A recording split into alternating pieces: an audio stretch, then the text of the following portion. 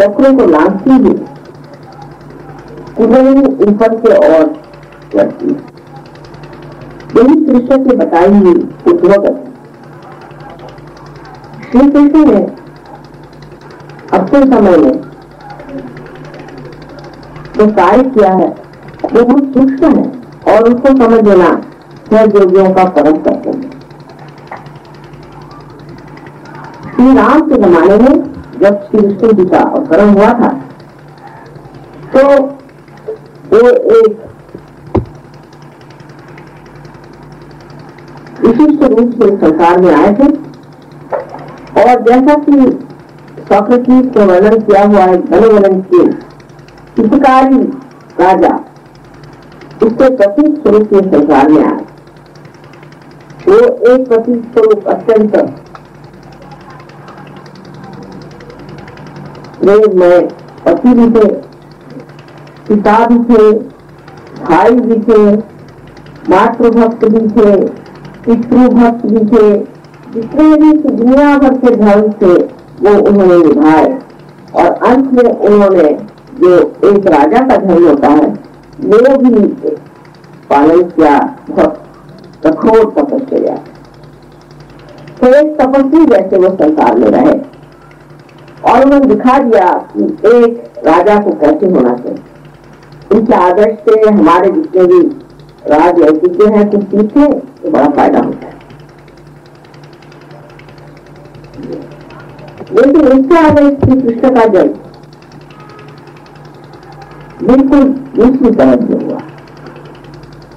जब भी अवतरण होता है कोई सा भी, वही अवतार, वही सृष्टि, वही वस्तु जिसे हम समझते हैं एक विशिष्ट तरह की सामग्री लेकर है। जैसे श्री विष्णु के जितने भी इनके अंग हैं वो जब भी अवतरण होते हैं तो वो तरह तरह की अपने समयाचार में जो जरूरतें हैं उन्हें पूरी कर। समय क्या है? उस वक्त समय यह था कि रामचंद्र जी को दिखा देना था कि अच्छा राजा कैसे होता है, अच्छा पति कैसे होता है। उन्होंने अपने चरित्र से, अपने अच्छाई से और अपने प्रभाव से हमारे अंदर उसकी भावना बना।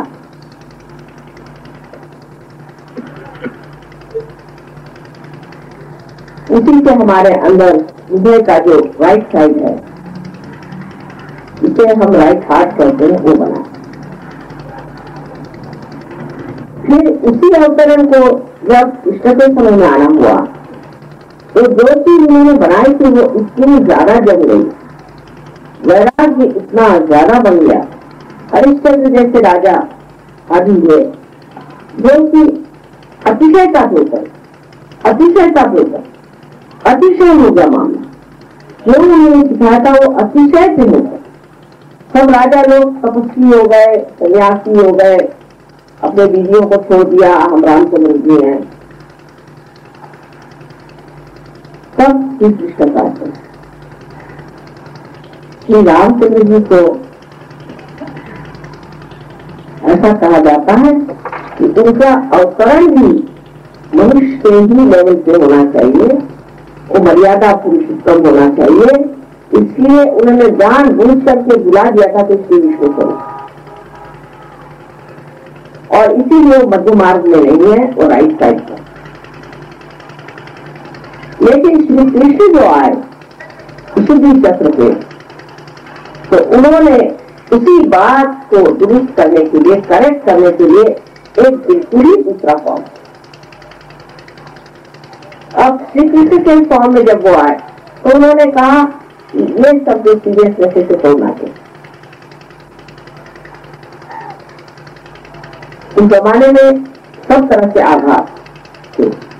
उसी जमाने में लेनिनाथ जी हो गए जो कि बहुत ही ज्यादा सीरियस आदमी थे। उन्होंने तो लोगों का खाना पीना बंद करवा दिया। हर तरह के धर्म के बंधन बहुत ही जकड़ गए। ये धर्म आपका, वो धर्म आपका, जैसे कोई मिलिट्री बन गई थी धार्मिक लोगों, और वो मिलिट्री के इसमें कोई खाना पीना सब छोड़ के संतप्त होकर के सारे लोग बैठे परशुराम जी ने। तो उन्हीं श्री राम ने जन्म लिया श्री कृष्ण के रूप में, और अपनी ही वजह से जो ये एक तरह की जड़ता छा गई थी उसको तोड़ने का प्रयास। ऐसा ही हिसाब किताब मोहम्मद साहब का हुआ। मोहम्मद साहब जब आए तो वहां पर कुछ जगह पैदा हुए थे, उन लोगों ने उनको बहुत सताया, उनको जहर कर दिया, उनको मार भी डाला, एक तरह से बहुत परेशान कर दिया। तो उन्होंने सिखाया कि अच्छा आप इन लोगों से युद्ध भी कर सकते हैं अपनी जान बचाने। तो समय आता, उस समय में इतने लोग मारे गए कि पत्नियां बहुत एक पत्नी करते तो बहुत सी औरतें विवाह के बगैर ही रह जाती, और अविवाहित रिश्तेदारी उनको माने नहीं। तो उनका ठीक है, आप चाहे 4 से करो चाहे 5 से करो, पर विवाह करो, परमात्मा को साक्षी रख करके विवाह करो, क्योंकि बाकी अगर औरतें उनका विवाह न होता तो वो कोई न कोई अधार्मिक थी इससे रहती। और इसको सीधा करने के लिए उन्होंने कहा कि अच्छा भाई 4-5 शादी कर लो, कोई हल नहीं। जवान लड़कियां उनसे कोई शादी नहीं करा, उनसे भी शादी कर, कोई हल नहीं, पर शादी करो, माने शादी करने से एक धार्मिकता, एक बंधन बना। अब उसका हिसाब ये लगा है कि हर मुसलमान जब तक 5 शादियां नहीं करेगा तब तक वो मुसलमान ही नहीं। हर एक चीज का हिसाब किताब हम लगा लें। और बहुत से लोग, खासकर हमने उत्तर प्रदेश में देखा है कि वो अपनी पत्नी को बहुत सताते वहां लोग, और बात में उसको घर से निकाल देते और कहते हैं कि क्यों, पिताजी को भी तो राम ने निकाला था, आप सब रामचंद्र जी है क्या?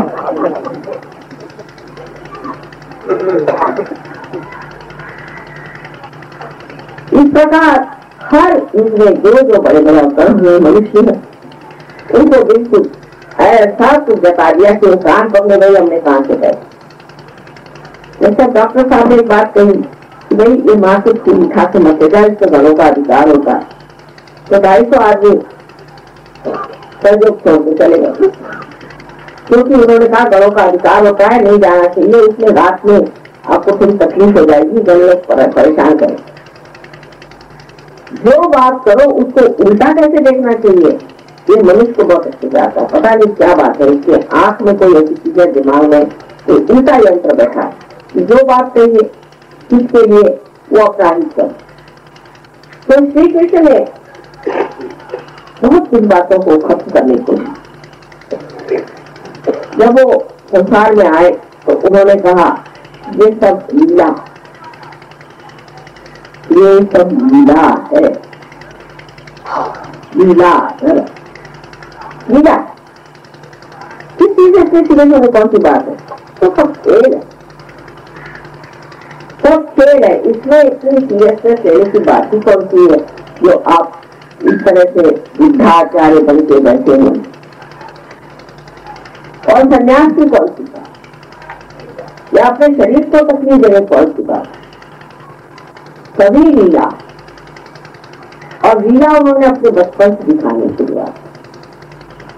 उनके पीछे उनके मामा ही एक राक्षस बन के लगे, लेकिन उन्होंने जितनी लीलाएं की उसकी सूक्ष्मता सहयोग में आप समझ सकते।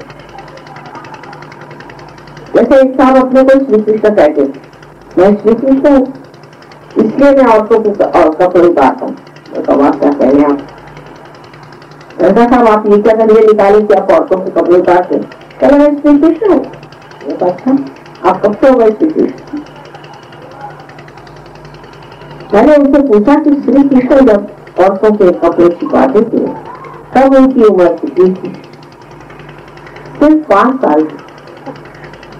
5 साल के अबोध बच्चे को क्या समझ में आता है? और आपकी उम्र कुछ नहीं, जो भी हो, बाल तो सब सफेद हो गए और गंदे भी हो गए, और अब तुम श्री कृष्ण कैसे हो सकते? और मैंने ये कहा और 8 दिन में उनके किसी ने सब कपड़े उतार दिए और वो कूदते फिरे। तो श्री कृष्ण ने लीला ऐसे दिखाई, उनके हर एक कार्य में आप दृष्टि से देखें तो समझ सकते हैं। कपड़े उतार के किया क्या? जब उनके कपड़े उतारे तो वो जमुना जी में उतर गई, नहा रही थी और जमुना जी में राधा जी के पैर पहले ही वो डूबे चुके थे, तो वो शक्ति उससे आ गई और वो चाह रहे थे कि काफी देर तक उनके ऊपर इस पानी का असर आ जाए जिससे उनकी कुंडली जागे। फिर कभी नहीं हुआ तो फिर वो गागर लेकर के सर पे चलने लगे, तो पीछे से पत्थर थे, पीछे से पत्थर थे, वही पानी जो कि वैग्रेटिक था उनके पीठ से उतरने लग गया धीरे धीरे। तो उससे उनकी कुंडली जो थी वो चलामान हो गई। अभी तक तो नहीं किएगा, किसी कुंडली में ले चढ़े वैग्रेटेड पानी लगा दीजिए, कुंडली चल जाएगी। इसे की नहीं कह सकते और चल जाए। उनको जागरूक करने का ये उन्होंने लीलामय तरीका ढूंढा कि पीछे से कंकड़ी मारो, बराबर पानी ऐसा चूक पड़ेगा कि पीछे गिरेगा, उससे जो वो सारी भीग जाएंगी और उससे उनकी कुंडली जागरूक। ये लीला ढंग के कार्य है। फिर वो मक्खन क्यों चुराते थे? उनको मक्खन क्यों पसंद? उन दिनों में गोकुल से सारा मक्खन उत्तर से और जाता था कंस के सैनिकों के राक्षस। सब औरतें अपने बच्चों को मक्खन न देते हुए वो मक्खन ले जा करके उन सैनिकों को। तो श्री कृष्ण ने कहा कि चलो मक्खन की चोरी करें, ये क्या जाके देखेंगे। तो सबको मक्खन चोरी माखन चोरी सिखाई, सबके मक्खन खा जाओ तुम लोग, क्योंकि उनके बच्चों को मक्खन नहीं मिलता था और उन सैनिकों को मिलता था जो राक्षस हो गए। हम लोग कैसे काम करते, अपने बच्चों को नहीं देंगे लेकिन जो राक्षस है उनको नहीं देते, उनको कर पाते। तो उन्होंने माखन चोरी सिखा दी। अब चोरी करना तो बुरी बात है और पाप माना जाता है, पर माखन की चोरी को कोई नहीं पाप मानता, क्योंकि जब घर में गाय ने दिया है दूध और जब हमारे घर में मक्खन हुआ है तो बच्चे घर के न खाए बाहर के राक्षस खाए, ये कौन सा तरीका? इसी जगह कृष्ण ने बहुत बड़ी चीज, कौन सी बात नैतिक है और अनैतिक है इसकी चर्चा की आगे तक। इसको हम बड़ा ही नीतिमान चीज समझते हैं कि बड़ी नीतिमान चीज है और ऐसा है वैसा है। वास्तव में कोई खास नीतिमान नहीं। अब जैसे कोई बार इनकम टैक्स बचा रहा, अच्छी बात, कोई है तो गवर्नमेंट को देकर के भी गवर्नमेंट तो खाती है वैसे, लेकिन देश का काम होने के लिए भी पैसा तो चाहिए। तो ऐसी प्रार्थना करना चाहिए कि ऐसी ईमानदार गवर्नमेंट आ जाए कि उसको इनकम टैक्स देने में हर्ज हो। पर आपको आश्चर्य होगा कि मोहम्मद साहब ने कहा है कि आप टैक्स नहीं दे सकते हो, मैं तुमको दूंगा। और जब उन्होंने अपना टैक्स देना बंद कर दिया तो वहां पर ऑयल निकल आया और लोग आराम से रह रहे, वहां कोई टैक्स नहीं है, कस्टम नहीं है, कोई टैक्स नहीं है, क्योंकि बाकी सब पागलपन है। लेकिन ये 2-3 चीजें बड़ी अच्छी है कि वहां कोई टैक्स नहीं देता, कोई कस्टम नहीं, चाहे जो ले जाए क्या शराब।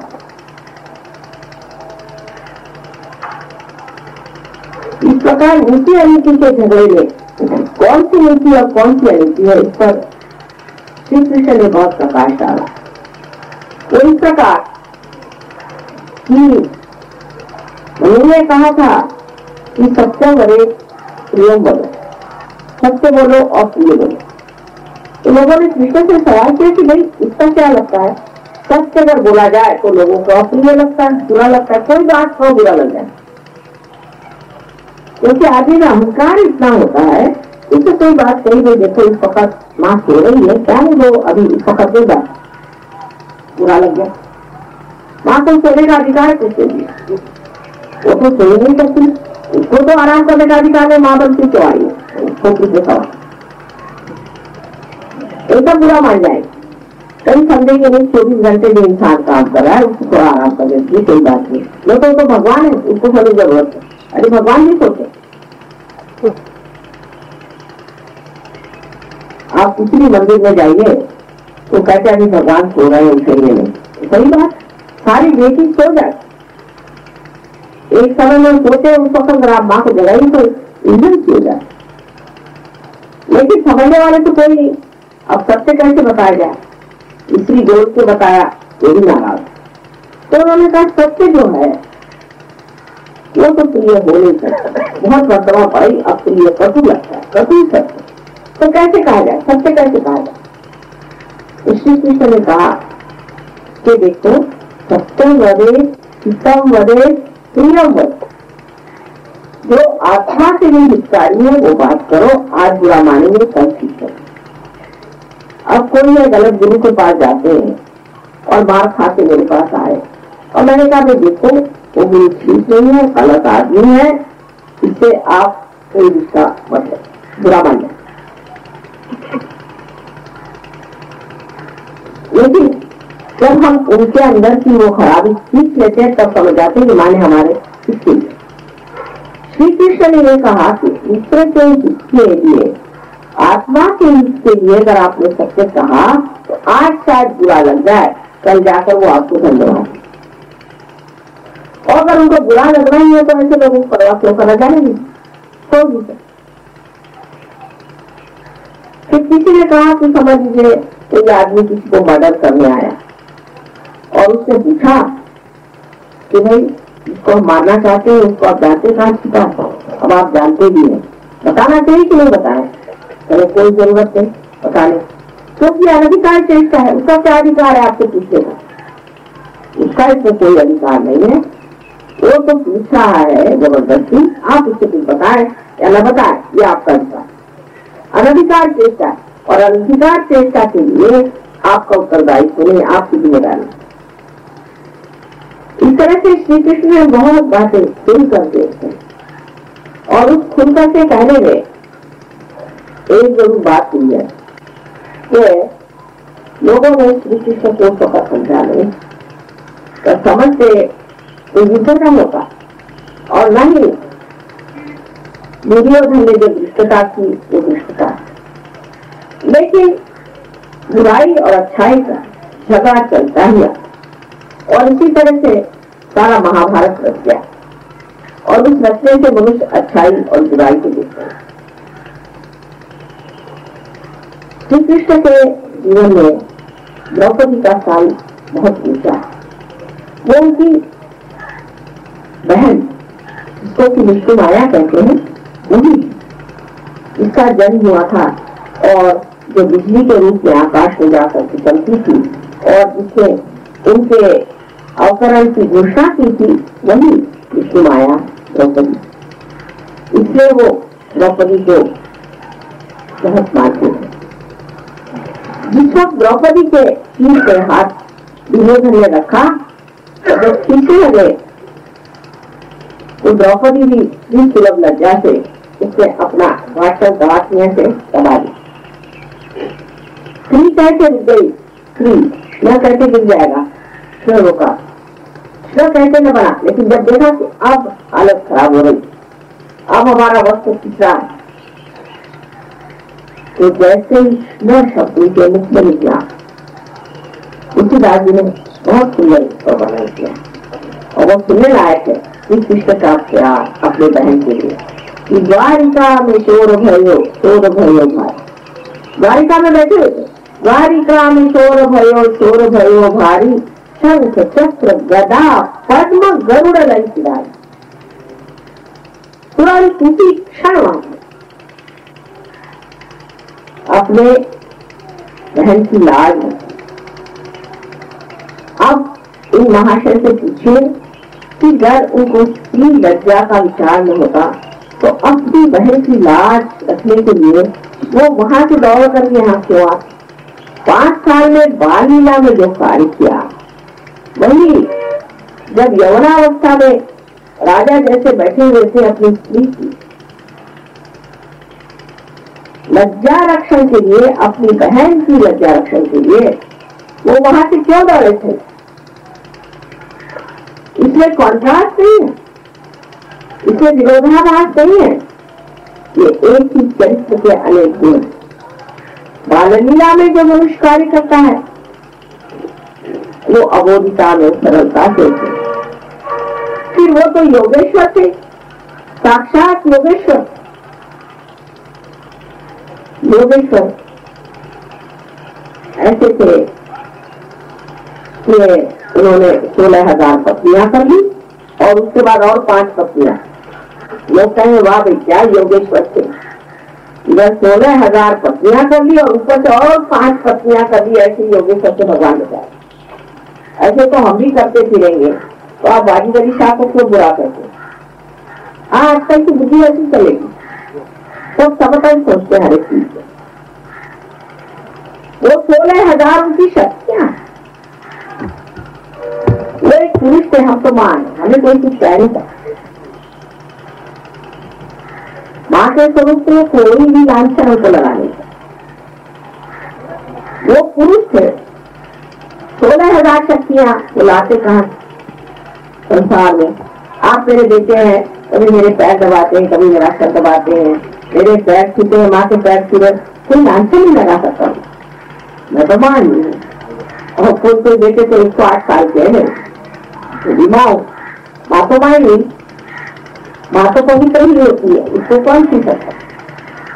लेकिन उनकी 16,000 शक्तियों को संसार में लाना आसान थी। और उस वक्त कोई ऐसे लोग भी नहीं थे तैयार जो सहयोगी होते कि जिनको खड़ा किया जाए। तो उन्होंने 16,000 अपनी शक्तियों को श्री रूप में जन्म दिया और एक राजा से कहा कि इनको सबको घोड़ा के ले जाओ। और फिर ये नाटक करके सारा नाटक किए और उन 16,000 अपनी शक्तियों को अपने पास। और 5 जो पत्नियां थी वो पंचमहाभूत, उन पंचमहाभूतों को भी अपनी पत्नियां बना करके था। अब ये कुछ बात आपको सहयोग में समझ में आएगी। आप वाइब्रेशन से देखें, मैं बात सच कह रही थी, जो ये बात कह रही इतनी सच है कि आपको वाइब्रेशन था। ये 16,000 शक्तियां और पंचमहाभूतों को उन्होंने एक ऐसे रूप से अपने पास रखा कि लोग लांछन नहीं लगा सकते। अब पत्नी या पत्नी का 16,000 शक्ति वो पत्नी है बेचारी। लेकिन उनके लीला में जीवन के अत्यंत सुंदर मधुर ऐसे क्षण है कि जिसका वर्णन नहीं किया जा सकता। अब राधा जी ये उनकी शक्ति, रा माने शक्ति, इसे धारणा, इसे शक्ति को धारणा की वो राधा। और जब उसको लेकर के जब उन्होंने रास रचाई तो फिर वही रास क्या माने सही शक्ति के साथ वो रास, इस तरह से उन्होंने रास बचाई। उसमें भी पुनर्गिन जागरण का व्यवस्था थी। आप लोग सब हाथ में पकड़ के बैठे और उसमें से 2 आदमियों का कनेक्शन हमारे 2 पैर से लग जाए। उस वक्त जब कोई संगीत हो रहा हो, कोई ताल बज रहा हो तो आपके हाथ में नहीं ताल बजे। जब ताल बजेगा तो 4 ताल हाथ में आएगा, 3 ताल बजेगा तो 3 ताल हाथ में आएगा, 1 ताल बजेगा तो 1 ताल हाथ में आएगा। आप देख सकते, इसलिए उसे रास कहा जाएगा। रास शक्ति के सहित उसको घुमाना, ये उन्होंने कार्य। लेकिन नारद मुनि ने एक बार एक खेल रचा और उन्होंने जा करके कृष्ण से कहा कि क्या तुम वाकई इन सब पत्नियों को और इनको सबको प्रेम करते हो? कहाँ करते? उन पत्नियों को जाके पढ़ा दिया। क्या बात,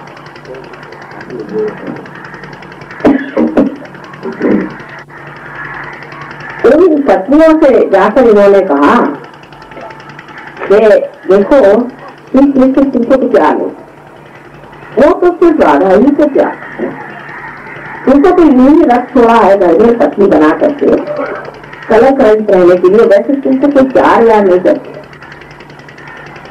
और वो आगे झांसे में ऐसा ही होगा, ये हमको कुछ नहीं प्यार करते, ठीक है, ये तो योगेश्वर है, ये क्या हमको प्यार करो, ये तो राधा जी को प्यार करो। तो वो आपसे कहने लगे कि आप तो हमको प्यार नहीं करते, आप राधा जी को प्यार करते। किसी से कहा बाबा बाबा ऐसी बात करो, मेरे पेट में बहुत दर्द होने लगा, इतना दर्द हो रहा है मेरे को, कुछ आपको क्यों दर्द हुआ? कहने ऐसी बात करें मेरे दर्द हो जाए। अब घबरा गए, कहने अच्छा इलाज बताओ। इलाज बहुत तो था, ऐसा करो तुम्हारे चरण की जो बीवी है वो मुझे पीने को दे दो तो मैं ठीक हो जाऊंगा। उसका वाह, पहले तो हमें प्यार नहीं करते और हमारा सब पुण्य भी छीन लेना चाहते हो कि तुम्हारे पैर की दूरी हमें पीना चाहिए तो हमारे पैर की दूरी आप पीजिएगा, ये हमसे नहीं, ये सब हमें बेवकूफ बनाना, हमें न बनाए। उन्होंने कहा कि भाई ये तो एक ही तरीका है। नारद मुनि ने कहा कि नारायण नारायण अब क्या किया जाए? तो अच्छा तुम जाओ राधा के पास से करो। तो राधा जी के पास, राधा जी से कहा कि भाई श्री कृष्ण की तबीयत बहुत खराब है, क्यों? पहले जो पेट में दर्द है, क्योंकि वो धन्वंतरी है। उन्होंने इलाज ये बताया कि जो भक्त मेरे लिए अपने पैर की दूध भेज देगा उसको पीने से मैं ठीक होगा। तो राधा जी पैर आगे को जैसे ले लो, मेरे पैर की ले लो। क्यों? तुमको अपने पाप करने का कोई विचार नहीं? अरे कहने लगे जो पाप कराता है वो भी वही है और पुण्य कराता वो भी वही है, तुम ले तो जाओ उसके पेट का दर्द ठीक करो। तो उन्होंने उससे और दूर निकाली। अब वृंदावन की मिट्टी जो है सीधी आपने देखी होगी, वो लेकर के वो पहुंचे, कहा राधा जी ने तो दे दी है, अगली गिटी वो घोल कर देती है। किसी ने कहा कि आप ऐसी क्यों करें? कहने लगे कि राधा जी ने एक बात नहीं समझ में आया कि आप ही पुण्य भी कराते और आप ही पाप भी कराते। कहना अच्छा तुम्हें समझ नहीं आएगा?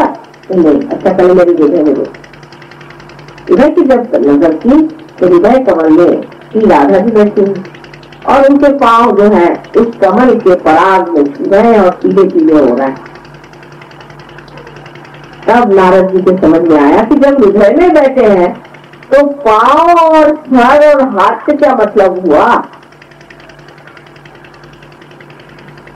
ये पाप पुण्य की जो कल्पना थी वो श्री कृष्ण ने बैठे, जिसे हम महान पाप समझते हैं और महान पुण्य समझते हैं, उसकी बराबर पूरी तरह से जानकारी होना, उसका डिस्टिंक्शन हमारे अंदर डिस्टिंक्शन है। इसीलिए हमसा चक्र जब ये खराब हो जाता है तो मनुष्य को डिस्टिंक्शन नहीं रह जाता, वो पाप और पुण्य समझ नहीं पाता, अच्छा बुरा समझ नहीं पाता। और दोनों के लिए इलाज एक ही है कि शुद्धि चक्र अगर खराब हो जाए और चाहे आपका हमसा चक्र बहुत सरल सोपा सहयोगी जो कि जानते हैं वो न कहें, पर अनजाने जो है वो समझ सकते। श्री कृष्ण को एक चीज प्यारी थी, वो था क्या? मक्खन। इसका इलाज है मक्खन। मैं रोज अपने विशुद्धि चक्र को थोड़ा सा मक्खन उसमें नमक मिला करके और उसका याद चढ़ा देती हूँ, फिर दिन भर वो बोलते रहते, कुछ परेशान नहीं करते। आप लोग भी ये करें कि थोड़ा सा मक्खन अंगूठे पर लेकर के उसमें नमक लगा ले और यहाँ जो परजीव है पीछे उसको उसका 3 बार अर्घ चढ़ा दे, बिल्कुल गला ठीक होगा, खांसी आंसी सब गायब, सब कुछ ठीक होगा। और हमसा चक्र इसलिए पकड़ता है कि हम जिस जगह रहते हैं वहाँ खुश्की है और खुश्की के कारण एक बड़ा भारी प्रश्न खड़ा हो जाता है, वो ये कि हमारे अंदर की जो त्वचा है जो कि बहुत झिल्ली सी है और इसके जो एपिथेलियल सेल्स होते हैं वो सूख जाने की वजह से, जैसे हार्ट की भी सर्दियों में हार्ट की भी चमड़ी सूख जाती है, उसी प्रकार अंदर भी सूख जाती है और उसी से आपको ये सब बीमारियां साइनस और गिरियावत, उसका भी बहुत सरल इलाज है। अगर आप मक्खन को पिघला के नाक में डाल दें तो काम हो गया, नहीं हुआ तो आप घी बना दीजिए मक्खन का, उसको वस्त्र से छान करके और उसे थोड़ा नमक डाल के रख लीजिए और उसमें आप नाक को डाल दीजिए और आपको जितने भी साइनस के ट्रबल से सकता है। ये श्री कृष्ण का सीधा सरल उपाय और इसे आप करके देखिए और फिर मुझे बताइएगा। रोज सवेरे हर एक सहयोगी को चाहिए कि अपने हाथ पर थोड़ा सा मक्खन लेकर उसमें नमक लगा करके और 3 बार श्री कृष्ण को अर्घ कराओ। फिर नाक में 2 बूंद घी डाल दें, छोटे वक्त घी डाल दें, आपकी सर्दी जुकाम भाग। गर्म पानी से नहाने से जुकाम ज्यादा होता है, ठंडे पानी से नहाने से नहीं। जैसे गंगा जी का जल है, आप जानते हैं बहुत शीतल, उसमें ही वो नहाया करते थे, इसी प्रकार आप शीतल जल में नहाया करें, आपको कोई तकलीफ नहीं। तो श्री कृष्ण की जो बात थी वो समझनी चाहिए कि उन्होंने उस वक्त कुंडलिनी के जागरण का सामाजिक प्रयोग, ये सामाजिकता थी और उन्होंने जो राज की थी उसमें भी यह था कि इनकी भी कुंडलिनी जागरूक हो, इनकी जागृति की कम से कम व्यवस्था हो, ये उन्होंने सारी व्यवस्था उत्पन्न की थी और उसके फल से आज हम उसे पाए। कृष्ण शब्द जो है ये कृषि क्या है, इन्होंने कृषि की थी और आज उसके फल हम मिल रहे हैं। और भी उनके नाम का अर्थ है जो कि जो भी लोग जानते हैं, इनका नाम कृष्ण क्यों रखा गया। देखिए तो तभी यही समझ लें कि उन्होंने कृषि की थी इसलिए उनका नाम आप नाराज है, उनका नाम कृष्ण रखा। इन कृष्ण ने जो बात अपने जीवन में दिखाई तो ये कि आप एक साक्षी हैं, सब नाटक, ये सब मिथ्या, ये सब जो आपस में परेशानियां हो रही है, तकलीफें हो रही है, झगड़े हो रहे हैं, एक तरह से पता नहीं कि उलझन में सब लोग फंसे, तुमने ये गलत क्या सोचते हो, गलत क्या सोचते हो, गलत क्या सोचते हो, गलत क्या, और सब जो आपस में सर पीट रहे हैं तो सभी चिंता। और उसका सूत्रधार कौन है तो श्री कृष्ण, वही लड़ाई लगाता है और वही सर खुलवाता है और क्या सिद्ध करता है कि ब्रह्म है वही है। ब्रह्म माने ये जो चारों तरफ छाई हुई शक्ति जिसे आपने महसूस किया, यही सत्य है, यही सत्य बता, इसी से जाना जाएगा कि सत्य क्या है। बाकी जो कुछ भी है तो बस मजाक चल रहा, आपस का झगड़ा, आपस की बातचीत, आपस का सब कुछ रखा। अब इसमें यह है कि ये जो खेल की प्रवृत्ति है ये हमने भी इसकी जरूरत से ज्यादा ही है और हम भी नाना तरह के खेल खेलते रहते हैं। अब आप भी इसको एहसास का करेंगे और जानेंगे कि माँ बहुत तरह के खेल थे और इसीलिए कहा जाता है कि सहस्त्रारे महामाया, हमारा आगमन सहस्त्रार से हुआ तो महामाया भी है, हमको पहचाना मुश्किल है, पकड़ना मुश्किल। जो हमको पकड़ना चाहेगा उसके चलने से हम भागेंगे और जो नहीं पकड़ चाहेगा उसके अंदर घुसे। तो इस तरह की हमारी चलती रहती, लेकिन उस पर भी हम इशारे में बात जरूर करेंगे कि आप कि यहाँ कलेक्टिव कॉन्शियसनेस की बात है। रात में जो है सो है, बाहर है तो अपना कोशिश करनी चाहिए सब लोग रात से आए, और जो रात में नहीं वो बाहर। तो 2 तरह की फोर्सेस है जो चलते हैं, जिसे आप सेंसिटिव और सेंसिटिव ऐसे 2 फोर्सेस से माने जाते हैं। काटने का रस्सी लेकर उस जगह पत्थर लगाया जाए, घुमाया जाए तो एक हिस्से को अंदर खींचा रहता है जिससे हाथ पकड़े हुए, दूसरे हिस्से को बाहर खींचा।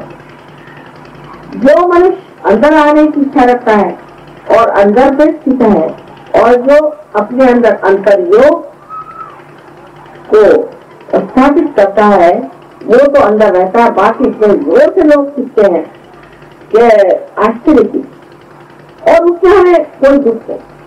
जो अंदर रह सकते वही अंदर रहे, जो बाहर रह सकते वो बाहर। बाइबल में लिखा है कि सिर्फ 1 लाख 44,000 लोग ही पार होंगे। आप बताइए इस अपने देश की संख्या इतनी बड़ी है। अच्छा ठीक है जॉन साहब, कि बस इससे ज्यादा तो लोग पार नहीं होने वाले, तो उससे कितने लोग आने वाले हैं बताइए आप। हमारे इसकी संख्या यहाँ की कलकत्ते की बताइए, पब्लिक कितनी है? 80 लाख तो 1 करोड़ के अंदाज। तो 2 लाख तो कलकत्ते की है। तो इसलिए के गए कितने सारे लोग, और इस अपने देश की कितनी था? करोड़ की तो बात ही मत करिए। ये तो 1 लाख से गाड़ी लोगों है, वो किसी तरह से भी 1 लाख से 2 लाख नहीं होने दे रहे, तो बताइए कितने लोग पार होने वाले। तो हाजिर से हिम्मत नहीं और गैर की तलाश। जो लोग सेंटर में आएंगे वही सीखेंगे, बाकी सब गायब हो जाएंगे। चाहे आप लखपति हो चाहे आप बखपति हो, फर्क कुछ नहीं पड़ेगा। जो लोग सेंटर में आएंगे वही लोग सीखेंगे और बाकी लोग नहीं सीखने वाले। ये यहाँ का नहीं, आपको इंग्लैंड अमेरिका हर जगह का हम अनुभव देते। अमेरिका गए तो बैंक से पैसा निकाला काफी सारा, पहुंचे था, बड़ा खर्चा किया, कुल मिला के 44,000 डॉलर थे। हमारे भी काफी लग गए और लोगों ने भी लगा। बहरहाल तब ये करके वहां से जो लौटे हैं तो कुल 4 वहां से सहयोगी आए, 1 से 10,000 डॉलर लग गए। उसमें से 3 बार खड़े हुए, एक बड़े मुश्किल से जुटा वो इस टाइम के बाद।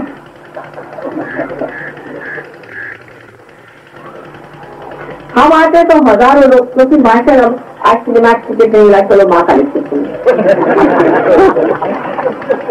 नाटक में जा पाए, चलो आज माँ का लिखते सुन ले, हो गया नाटक नहीं हुआ तो किसको मिलेगा माँ के, हाँ मुफ्त नहीं है चलो। तो मुफ्त खोर बहुत जुट जाए, बेकार के लोग बहुत जुट जाए। पहले ऐसा लगेगा हाँ हाँ हाँ हाँ समुद्र जैसा चला रहा, लेकिन उसके साथी के गुण सीखे, जो सपोर्ट अब क्या सपोर्ट है, वो तो सिर्फ स्वार्थी के ही गुण समान। इसलिए आपको क्वांटिटी की इतना विचार नहीं करना है। क्वांटिटी को फायदा हो सहयोग, पर क्वालिटी को जमाना चाहिए। जब तक क्वालिटी अच्छी नहीं होगी तो क्वांटिटी बेकार ही है। शिवाजी जब लड़ाई पे जाते थे उनके पीछे बहुत से ऐसे लोग लग जाते, तो रामदास स्वामी ने उनको एक बताया कि देखो ये जो बाजार लोग इनको कहते हैं, मैंने बाजार के बैठे हुए लोग जो है इनको तुम छाट दो एकदम, ये अगर हट जाएंगे तो बड़ा अच्छा हो जाएगा। क्योंकि ये लोग साथ चलते हैं पान बीड़ी माची सिगरेट सब लेकर के, इसके अलावा खाने पीने की चीजें सब लेके पीछे में चल। इससे जो सोल्जर लोग हैं उनका उसी में लगा है। ये सब तुम बाजार हटाओ तब फिर लड़ाई जीतोगे। लेकिन मुसलमानों ने ये बात नहीं की, इससे शिवाजी जीत गए। थोड़े से लोगों को लेकर के उन्होंने जीत किया। अंत में औरंगजेब जो था जब उसने चढ़ाई की तो कोल्हापुर में ताराबाई ने उनको हरा और उनको वापस जाना। तो क्वालिटी की बात, क्वालिटी की बढ़ानी चाहिए सहयोग में। जिसकी अंतर्योग से क्वालिटी बढ़ेगी वही कुछ कार्य कर सकता है, वही किसी काम का है और वही सहयोगी। और बाकी ऐसे तो वैसे ही है लोग, मेरी माँ बीमार है, माँ को ठीक है, मेरा बाप बीमार है, उसको ठीक है, बाप के बाप को ठीक करो, बाप ठीक हो गया, फिर मेरी बेटी बीमार है उसको ठीक करो, मेरे बेटे को ठीक करो। अब आपने कहा भाई अब बहुत होगा, नहीं रोना शुरू कर देंगे, इतने जोर जोर से रोएंगे, अरे भाई क्या हो गया, अब सबको ठीक किया, अब इसको क्यों छोड़ दे रहे हो? अरे भाई तुम क्यों नहीं ठीक करते हो, तुम ही ठीक हो जाओ। शुरू में यही होगा, आप देख लीजिएगा कि सामाजिक कार्य ये हो जाएगा कि दुनिया भर के कैंसर पेशेंट आप ठीक करें।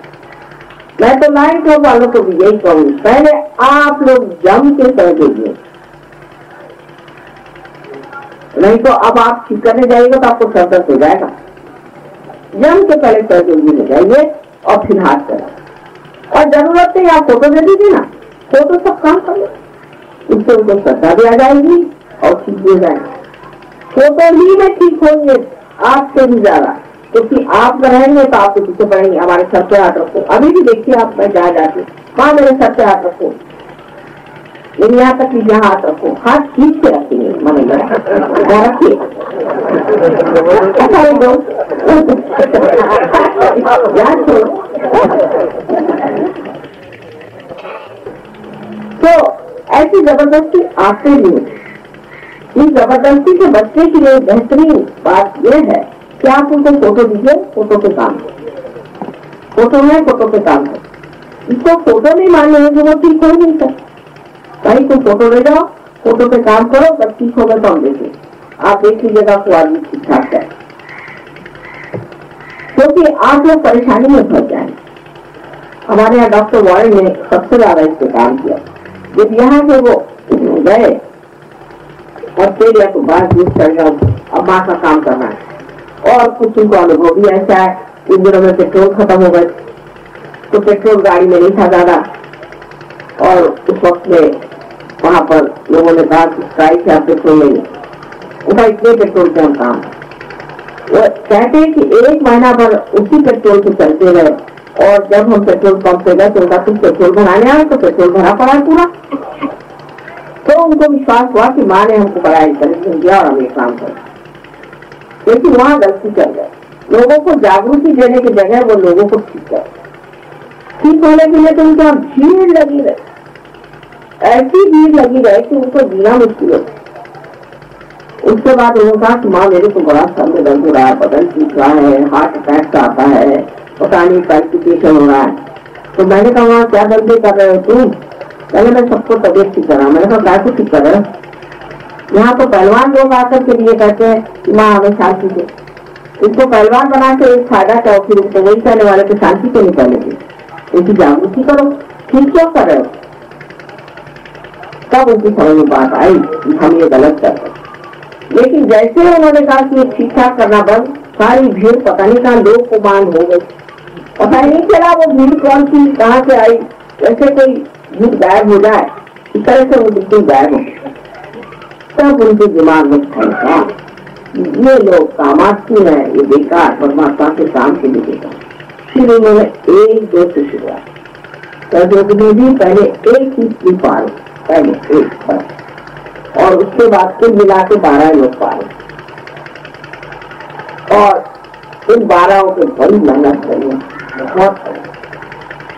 इंग्लैंड में जब पहले काम शुरू किया तो 7 शिक्षियों को लेकर 4 साल तक मेहनत, हाथ तो डाले हम। हमारे पति कहते थे क्या इन बेवकूफों को तुम बनाने के पीछे पड़ी हो, इन्हें तो कुछ नहीं होने वाला है, तो पत्थर लो। इसलिए इनको आज खराब किया, उसकी वजह से आप कर दो वहां पर। तो जो फाउंडेशन के पत्थर होते हैं वो दिखाई नहीं दे। अब कोई को आदत है बहुत शो ऑफ करे, कभी दीजिए अपने आप को घर जाएंगे, या तो वो ठीक हो जाएंगे, उनका शो ऑफ करना खत्म हो जाएगा, और नहीं हुआ तो वो खत्म हो जाएंगे, वैसे भी कोई जरूरत नहीं है। इससे आपको इतनी परवाह नहीं करनी चाहिए, कलेक्टिविटी में रहना चाहिए। जो लोग कलेक्टिविटी में बैठे रहेंगे वही हमारा काम होगा।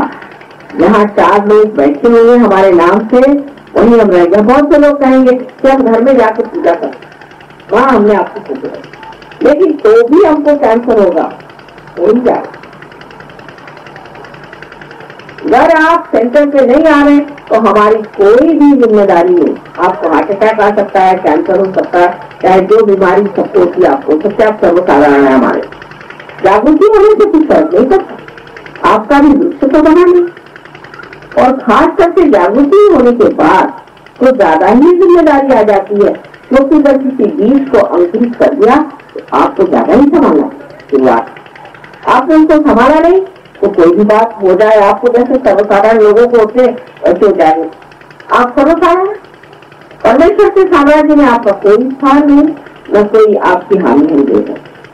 जो लोग सेंटर में आते हैं उनको सेंटर में, ये कलेक्टिव का, हमें कलेक्टिव कॉन्शियसनेस आ गई, हम केवल को देख सकते हैं, हम इसको देख सकते हैं, फौरन आप जजमेंट शुरू कर दें।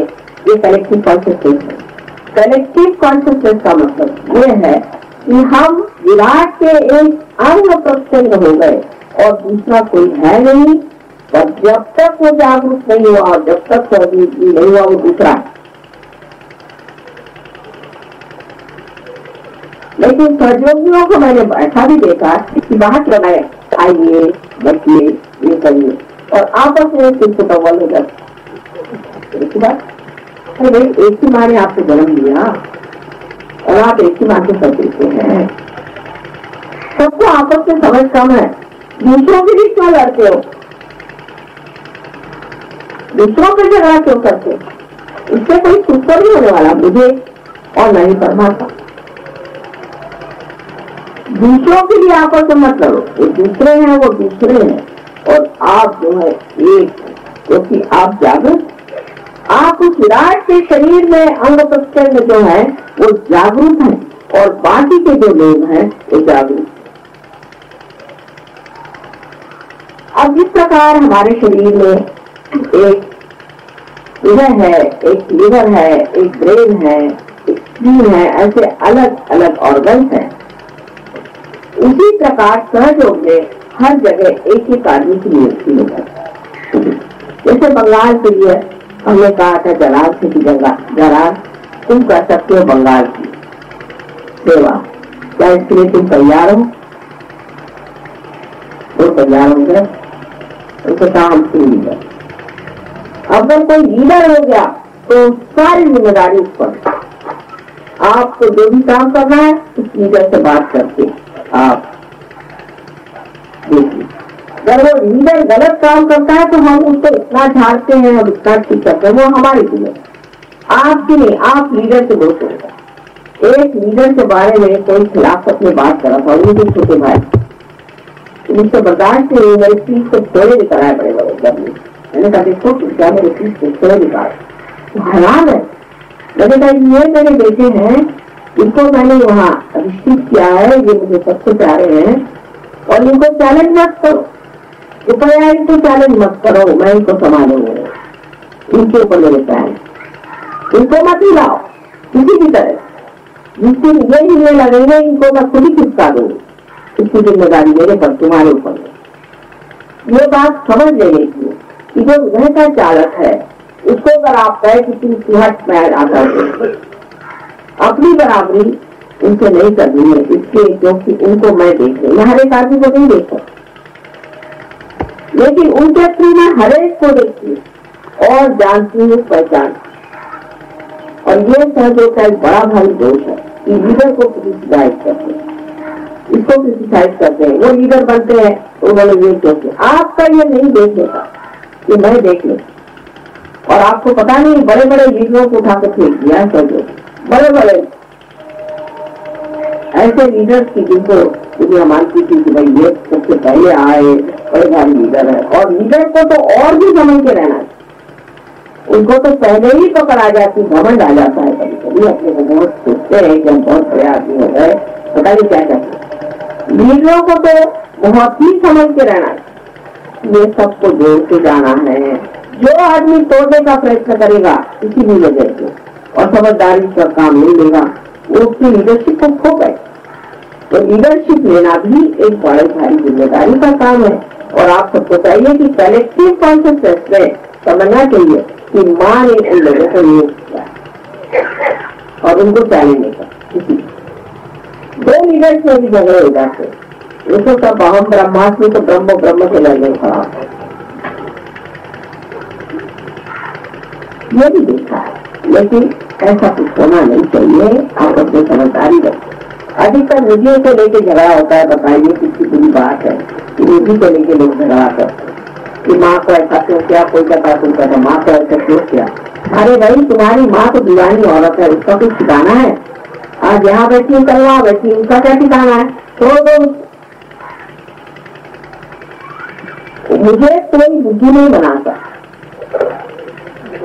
लक्ष्मी की भी शादी गोली वाली और बहुत चाला तो मुझे बेवकूफ नहीं बनाता, मैं तुम समझ जाओगे। अब ऊपर से मैं बनती हूँ और महामाया हूँ ना, तो ध्यान में तो तुम मेरी ओर से बिल्कुल परेशान नहीं, मुझे रक्षा करने की जरूरत है, मैं स्वयं आपकी रक्षा करती हूँ, मुझे क्या रक्षा है? इसे विश्वास से रहो कि माँ जो भी करती है उसमें कोई न कोई चक्कर है, कौन सा चक्कर है ये देखना चाहिए। क्योंकि कृष्ण से भी गहरा खेल हमसे सहयोग में अगर लाना है तो श्रवण करने की जरूरत है ना सारी चीज। उसको पूरी तरह से उसका मंथन करना पड़ता है, तभी तो ना आप ऊपर में आएंगे घी के जैसे, नहीं तो कैसे होगा। अब कलेक्टिविटी में वही चीज है कि जब आपने ऋण लिया सारा और मंथन कर लिया और अब सारा मक्खन तैयार हो गया, तो आप क्या करते हैं कि थोड़ा सा मक्खन उसमें डाल, अब उस मक्खन के इर्द गिर्द जो मक्खन इकट्ठा हुआ वो मक्खन हुआ, बाकी सब छुप जाता। Better we teach it, everybody gets wisdom. So, उस मक्खन को आपको चाहिए कि एक तरीके में बांध के जाए सब उस मक्खन को। वो मक्खन जो है वही लीडर, उससे छूटते जो रहेगा वो पैर। उसी प्रकार सहयोग में आज तक कार्य किया है और धीरे धीरे ऐसे पक्के सहयोगी हो गए हैं कि आप देखते बने। और आपके पास तो सारा कुछ है मूल्य, आपके पास धरोहर है, आपके पास श्री कृष्ण आप जानते हैं, आप सब कुछ बातें जानते हैं, आपको कोई खास बात बताने की जरूरत नहीं। आपकी जड़ें ही बड़ी, आपकी जड़ें हजारों वर्ष पुरानी जड़ें हैं, आपको क्या कहना कुछ करना ही नहीं है। ये तो प्रदेश की बात मैं कह रही हूँ, यहाँ की गणेश की क्या चीज है यहाँ से शुरुआत करिए। मैंने गणेश नाम की कोई चीज है भी जिनको पता नहीं, इसकी भी जिनको खबर नहीं, वो ऐसे सहयोगी हो गए कि आपको गणेश तत्व पे 7 लेक्चर दे सकते हैं। वो संस्कृत सीख गए, सब कुछ कर लिया, जहाँ से सारी किताबें पढ़ रहा है, सब कुछ कर दिया लाकर। रविंद्र बाबू का उल्लेख है, ऑस्ट्रेलिया के लोगों ने मेरे पास भेजा, आप आश्चर्य करेंगे, जिसमें उन्होंने गणपति खेल का वर्णन किया हुआ है महागण। अभी तक किसी बंगाली ने मुझे नहीं दिया ये। बड़े रविंद्र बाबू के पुजारी बनते तो कोई कोई चीज के बताते। वहां से लिख के आया है जो रविंद्र बाबू ने लिखा है कि मदर अवेक हो गई है, सारे शोर से लोग आएंगे, इधर से लोग सारे, वो तो बड़े भारी दृष्टा थे, तो उन्होंने ये देखा, ये सारा वर्णन इन लोगों ने लिखे। तो कलेक्टिविटी में क्या है कि वो दौड़ गए सारे अंतरराष्ट्रीय जो कुछ भी ऊंचा स्तर है, अंग्रेज हो, चाइनीज हो, वो फिर रशियन हो, कोई भी आदमी जिसने सहयोग के विचार डाला सारे उतार के गया। सहयोग की सपोर्ट में क्या कर सकते, सहयोग को किस तरह से कर सकते, क्योंकि उनमें भाई बंदी नहीं है। अब वो उड़े गए, उससे बेटा है, उनके तो बहुत ज्यादा सड़ गए, उनके यहाँ पॉलिटिक्स बिल्कुल खड़ा गला हो गया और छोड़िए ये सब खत्म। उन्हें भाई बनती, भाईचारा बड़ा जबरदस्त है और बड़ा मुझे आनंद आता है जब देखिए एक दूसरे को थप्पड़ मार मार के बड़े जोर से प्यार से बातें करते हैं, ऐसा आनंद आता है। भाईचारा जो है बहुत जरूरी है, वही कलेक्टिविटी, भाईचारा ही कलेक्टिविटी, एक दूसरे से आप भाई, और भाई भाई से लड़ता है जब तक सहयोगी नहीं है, उसके बाद सब बात को समझ लेता है, उससे माँ प्रसन्न है, वही काम करना चाहिए। अब कौन उसे लड़ने लगेगा। और ये चीज आपके सामने आएगी क्योंकि ये आपके देश को कुछ छापता है कि हम लोगों में सब अकेले अकेले बड़े अच्छे थे, और जब 10 मिल गया तो काम गया बेकार, रास्ता आपका निकल आया, चले गया। जब तक आप पटती नहीं हुई, सभी ब्रह्म स्वरूप है, तो सब होते हैं तो ब्रह्म ब्रह्म से लड़ी पड़ता। अरे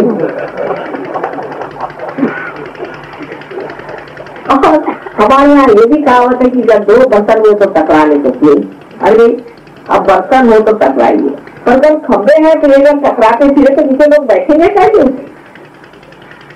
सब बर्तन थोड़ी ना है, खंबे भी तो होने चाहिए कि सब बर्तन जो टकराते रहते जिंदगी में। टकराने की बीमारी बड़ी मुश्किल है और इसीलिए अपनी कलेक्टिविटी टूट जाए। अब उससे अनेक तरीके होते हैं कलेक्टिविटी तोड़ने के, जो कि बड़े प्रैक्टिकल तरीके से देखे जाए तो समझ में आते। जैसे कि वाइब्रेशन कोई लेके लोग है, तुम्हारे वाइब्रेशन में अच्छा आ रहे, अब कोई नया आदमी आया आपके प्रोग्राम में, आप आशा आप सब लोग सहयोगी है, तो मैं जो भी बात करूँ सब सहयोगी थी आपके अंदर की बात। उसे कह दिया कि अरे भाई तुम तो बड़े भारी भूत।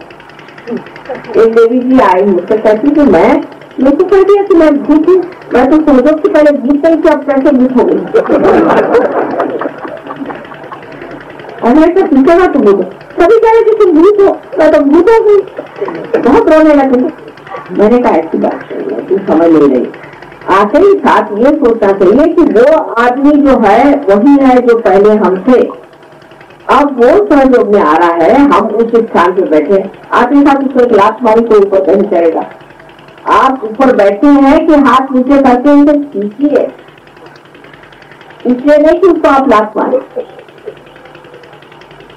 अब बहुत से लोगों के आगा होते हैं, बहुत ज्यादा आगा होते हैं, सोचने के साथ यहाँ बैठो, यहाँ उठो, ये करो, तब उठ बैठ करके फिर उसके बाद वही उसके बैठते नजर आते।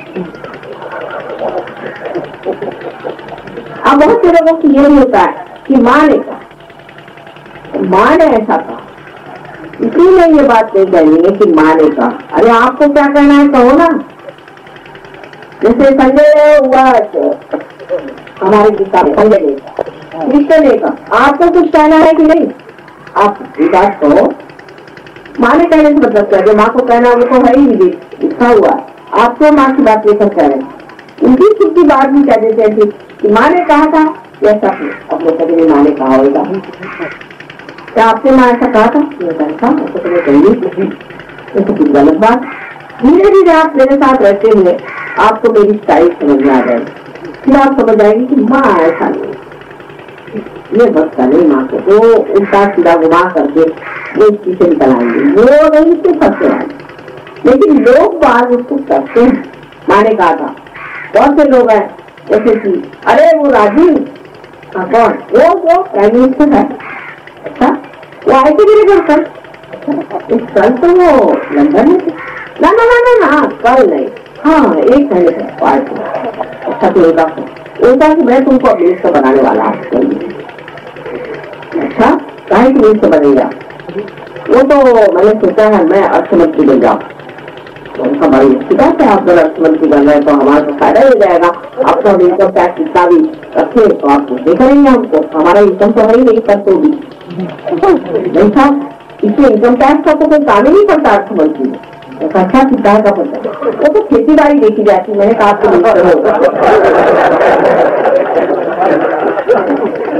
ये अपने देश के लोगों की एक आदत, और हम लोग को भी आदत हो गई सुनने के, हाँ ठीक है आप होने वाले अर्थमंत्री। इस तरह की बातें लोग करते रहते हैं। इसी प्रकार माता जी के लिए भी करते हैं।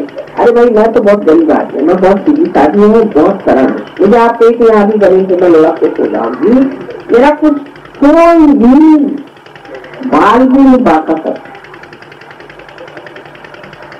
बुराई तो सब करते ही, अपने देश में कौन बचा है जिसकी बुराई नहीं करते? इसमें तो हम लोग होशियार है, इसकी बुराई करना चाहे तो हिंदुस्तान में चले जाइए, वाह रे वाह इस्तार हो जाए, लेगे बुराई ले बुराई।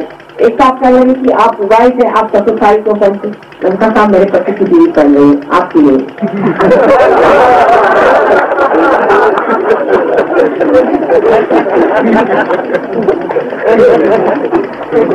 हर चीज का क्रिटिसिज्म होगा, ये ऐसी क्यों है तो वैसे आपसे क्या और इन लोगों की क्रिटिसिज्म जो है वो हम नहीं करते कभी भी नहीं। लेकिन होता क्या है, सब कांपने लग जाते हैं, और जिनका कर्नाटक खुले आम करते हैं किसी के डर से हम भागने वाले इंसान नहीं।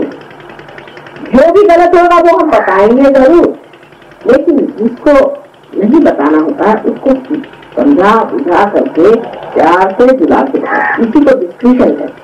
और जब ये डिस्कशन का सेंस मनुष्य में आ जाता है तब मैं उसे सहयोगी मानती हूँ। हमारे यहाँ रूम में एक लीडो करके लीडर, मैं उनको बहुत ज्यादा मानती क्योंकि अत्यंत सूझे हुए समझे हुए ऋषि जैसे, और इसी बात को समझते हैं और इसमें उनमें संजीदापन है। आज तक उन्होंने मेरे लिए कोई भी प्रॉब्लम कभी कहा नहीं। हर चीज में वो ऐसे सीधा से बात लाते हैं और सारे यूरोप में, आपके हिंदुस्तान से भी बढ़ के हमारा काम इटली में हुआ। आप आश्चर्यचकित हुए, वहाँ के जितने भी टेलीविजन हैं वहाँ पर बहुत हमारा प्रचार हुआ।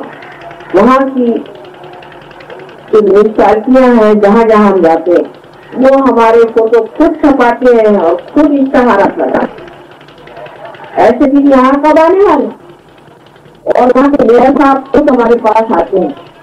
इतना ही नहीं, वहाँ पे किताब छाप रहे थे 6-8 से के बड़े लोग जो कि इटालियन है उस बारे में छाप रहे हैं।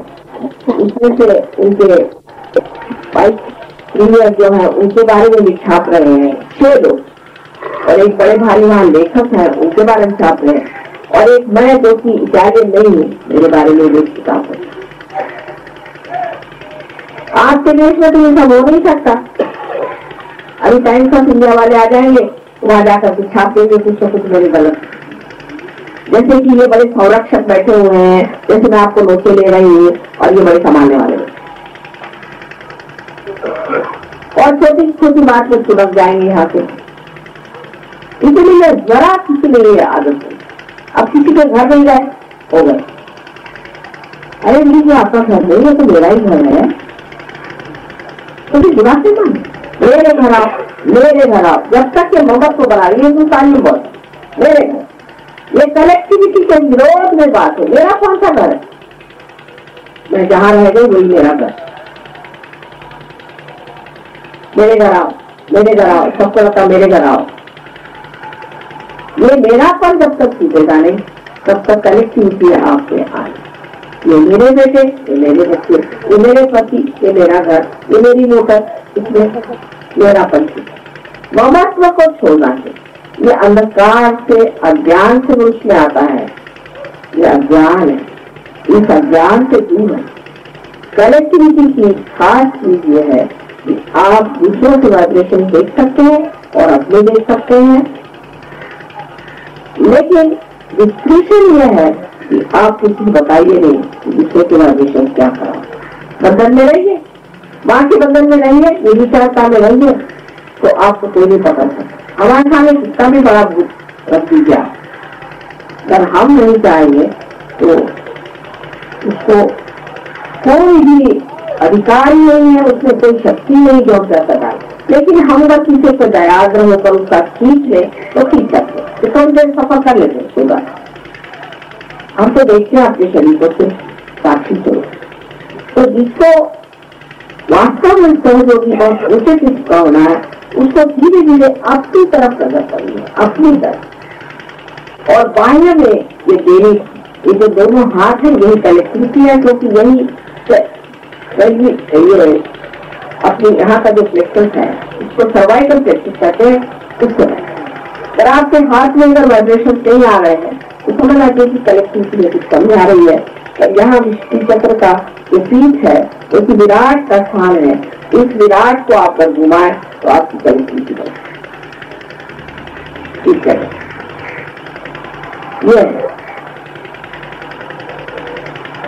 नेपाल में गए थे तो सब लोग इस जगह भी कुमकुम लगाते।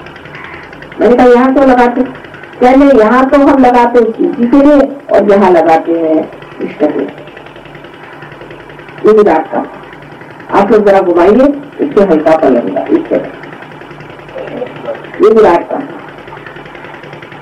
ये उसका पीछे यहाँ पर श्री कृष्ण पहुंच करके विराट को सीखी जा जाते हैं। विराट तो मोहम्मद साहब ने कहा अल्लाह वो अकबर, अकबर जो है वो विराट। उन्होंने अकबर की बात कही, अकबर विराट है, श्री कृष्ण की बात। श्री कृष्ण को अल्लाह का, और जिसको वो करीम कहते हैं वो शिव जी, नाम उन्होंने दूसरे दे दिए। इसको इनको अल्लाह कह दिया, उनको करीम कह दिया। एक को रहीम कहते हैं, एक को करीम कहते हैं। और इसी तरह से इन्होंने अलग अलग सबके नाम बना करके और थोड़ा सा नाम को बदल दिया, जो उस भाषा में समझ गया है जिसने वो नाम दी। लेकिन अल्लाह अकबर इसका मंत्र है। इसलिए से जो किसकी सची हुई है आप जानते हो, कहानी नहीं डाल करके और सबको पीछा करके अल्लाह अकबर आप 16 मरतबा कहिए, आपकी करीबी की जाए। तो सबको मुसलमान होना पड़ेगा थोड़ा। मुसलमान का मतलब है शरणागत। बेचारों ने कितनी मेहनत की नरकों पे, तो गरीब की गरीब जाएगा। आप लोगों पे कितनी मेहनत की है, लेकिन आप रिचुअलिज्म में इसमें खर्च इस सब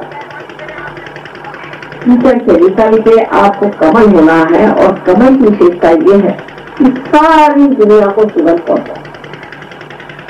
तो देते वक्त वो नहीं सोचता कि किसको मैं सुगंध पहुंचा रहा हूं, लेकिन अपने वक्त सोचता है कि मेरी सुगंध में कोई स्थिति नहीं रहनी चाहिए, कोई भी स्थिति नहीं। लोग देख कर कहना चाहिए लोगों को कि नहीं कस्तूरी काम हो रहा है, शपथे नहीं भाव से ये कस्तूरी है, कुछ भी कहिए ये कस्तूरी है, हम नहीं मान सकते कि ये कस्तूरी है, क्योंकि सुगंध आ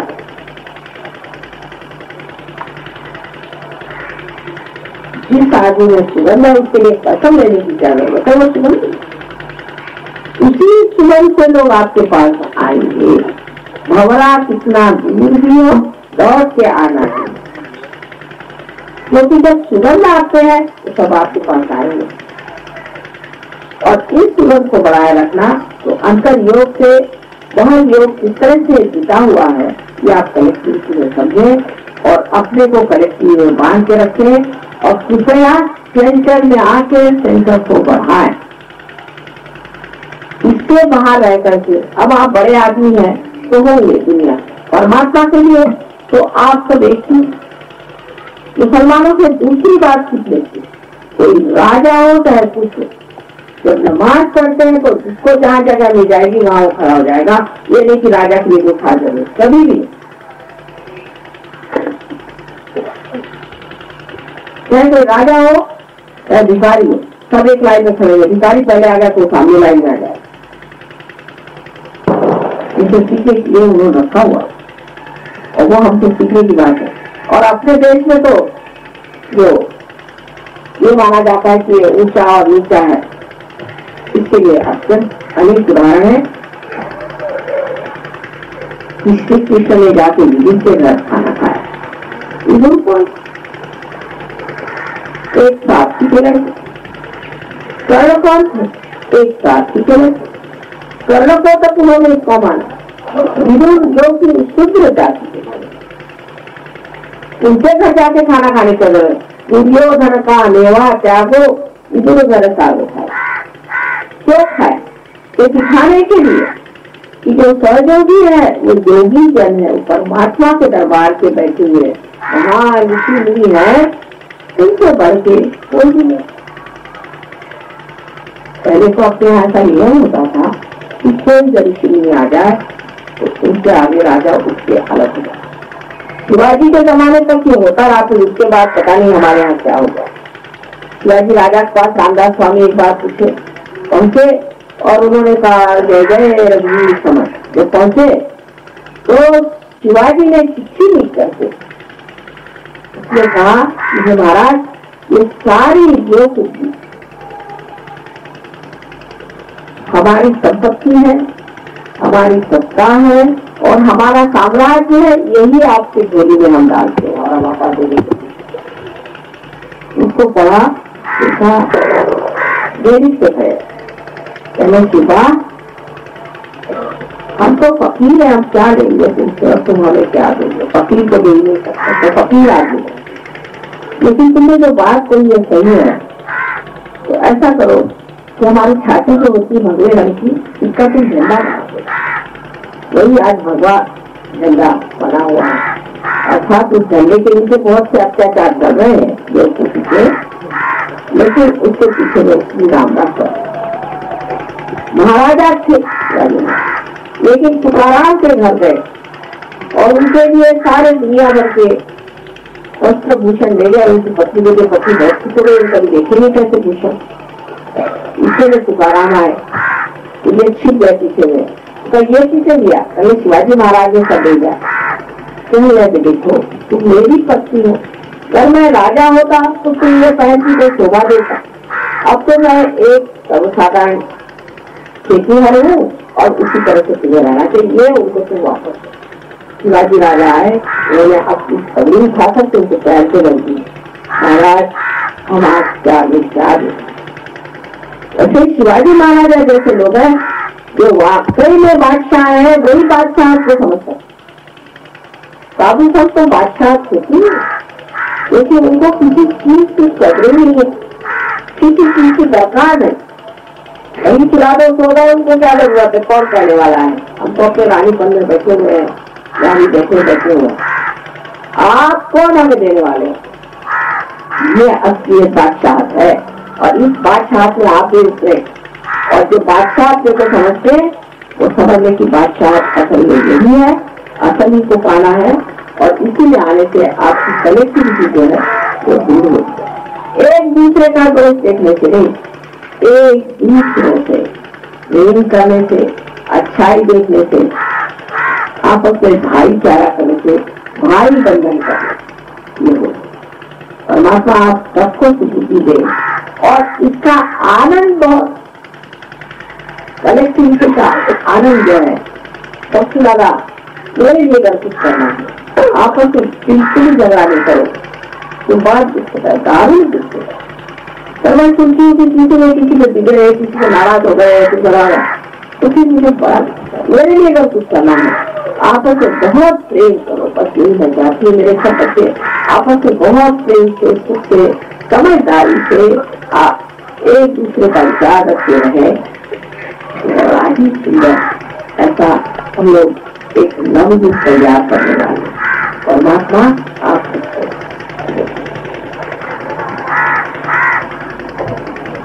आपको प्रश्न तो पूछे, उसकी टाइम तो बहुत हो गया आप लोगों का जाने का, और तो 9 हो गया, 9 o'clock आप जाते हैं। अच्छा चलो कोई सवाल हो तो कुछ पूछे।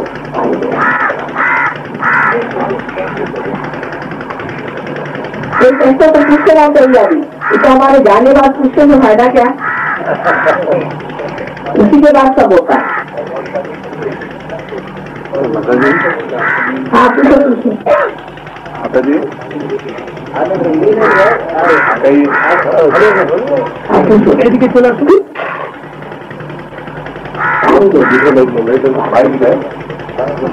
पंखा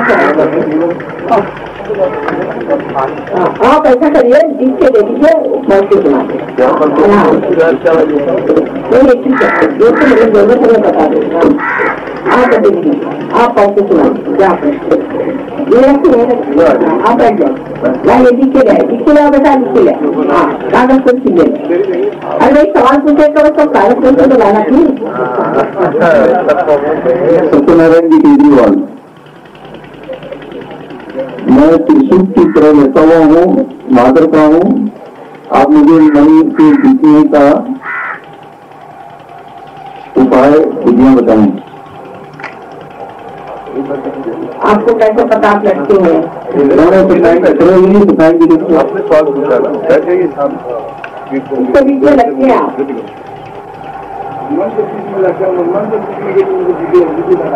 क्या? मन के बीच मन से जीतने का उपाय बताइए। मन जो है हर तरह से भटकाने जाती है, अब भगवान के कर्म में ज्यादा सोचता हूँ, पूरा से भटकाने जाती है। अच्छा आप देखिए, आप ध्यान में कुंडली का क्या है, जो हमारे विचारों पे हम करते हैं, उससे हट के विलंब पे जो विचारों के बीच में जगह बनी हुई, वहाँ आपका विकास है। ये स्थिति है, उसका कोई उपाय नहीं है, स्थिति है तो हमारे अंदर आए, वो ध्यान धारणा से आ जाएगी। आप ध्यान कैसे करना चाहिए वो चीज सर्वसाधारण तरीके से ऐसा बताएंगे कि आप फोटो हमारा ले जाए, उससे काली से नहीं रखेंगे, कभी में काला हम नहीं इस्तेमाल करें, उसको आप एक दूध जलाए, चाहे मोमबत्ती जलाए, आजकल तो उसका भी कोई बंधन नहीं है कि आप बढ़िया घी का दीप जलाइए आदि की। मोमबत्ती तो सस्ती मिलती है, उसको आप जलाइए। तो जब सस्ते से सस्ते काम क्यों होता है, उसको आप लेफ्ट हैंड उसकी ओर और राइट हैंड जमीन पर अभी रखिए। और उसके बाद देखिए कि आपके हाथ में ठंडक आ रही थी। लेफ्ट हैंड हमारी तरफ और राइट हैंड है। अब यहाँ फोटो रखने की जरूरत नहीं क्योंकि हम बैठे हैं। बहुत से लोग हैं कि हम बैठे जाके फोटो के नमस्कार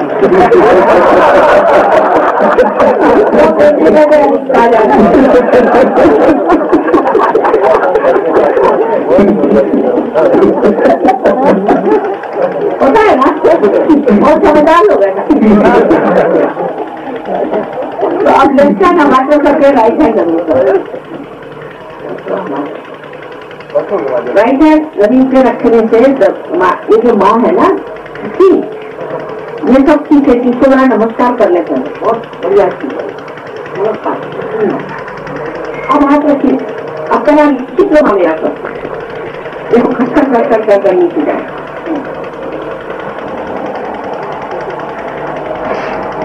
यहाँ दीजिए उनके पास।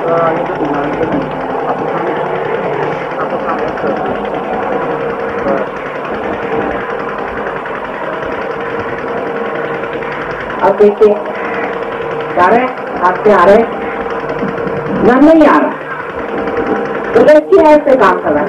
जहाँ तक हो सके पहले लेफ्ट हैंड में आना, धीरे धीरे एक उंगली से करिए, कुछ उसकी उंगली, कुछ उसकी उंगली, चौथी उंगली, पांचवी उंगली आ जाना क्या बैठे। जब तक ठंडा नहीं आएगा बैठिए, एक दिन बैठिए, दो दिन बैठिए, धीरे धीरे ठंडा आना तो मोमबत्ती से ठंडा आएगा। उसके बाद लेफ्ट साइड आपकी करेक्टर से राइट साइड, इसकी लेफ्ट साइड की है वो राइट साइड से शुरू कर। तो राइट साइड के लिए थोड़ा सा पानी लिया, एक आजकल प्लास्टिक के बहुत सस्ते मिल जाते हैं, ऐसा कहते हैं बहुत डब्बा नहीं, छोटा सा, उसमें थोड़ा सा नमक डालिए, पानी ठंडा लीजिए, जाने में थोड़ा सा मीठा हो, और राइट हैंड जो है उसको फोटो की ओर और लेफ्ट हैंड इस वक्त लाइट नहीं लगाई क्योंकि राइट साइडेड आदमी के पास में लाइट बहुत ज्यादा होती है, जरूरत होता है, उससे धीरे धीरे आई चल पड़ी होती है, तो उससे उसको कम करा। इसे आप चंद्रमा में कर, सूर्य में चंद्रमा का मंत्र दिया आपने, महाकाली का मंत्र कहते हैं राइट साइड, हिमालय का मंत्र कहते हैं, और लेफ्ट साइड के लिए आपको गायत्री का मंत्र। लेकिन जब इसमें भी आने लग जाए, अब बहुत लोगों को नीचे से आएगी, लगेगा नीचे से ठंडक आ रही। इसका मतलब है कि आप किसी गलत गुरु के पास गए थे, किसी की गलत मान्यता है, वाइब्रेशन तो आ रहे हैं, इसको ऊपर ऐसे उठा लें और माँ हम तुमको ही जानते हैं, ऐसा कहें 3 बार, हम तुमको ही मानते हैं और तुम ही हमारे गुरु हो। तो कोई ऐसे गुरु से कोई आया हो दोष तो चला जाए, इधर से उठा के इधर ले आए, तुम ही हमारे गुरु। हालांकि हम गुरु में कुछ नहीं तो कहने में क्या है, यहाँ से उठा के इधर जाए, इससे आपका राइट साइड ठीक हो जाएगा। तो आपको इधर ही करना है, इसका कोई अच्छी नहीं लगता, हमारे तो आवाज ही आ रही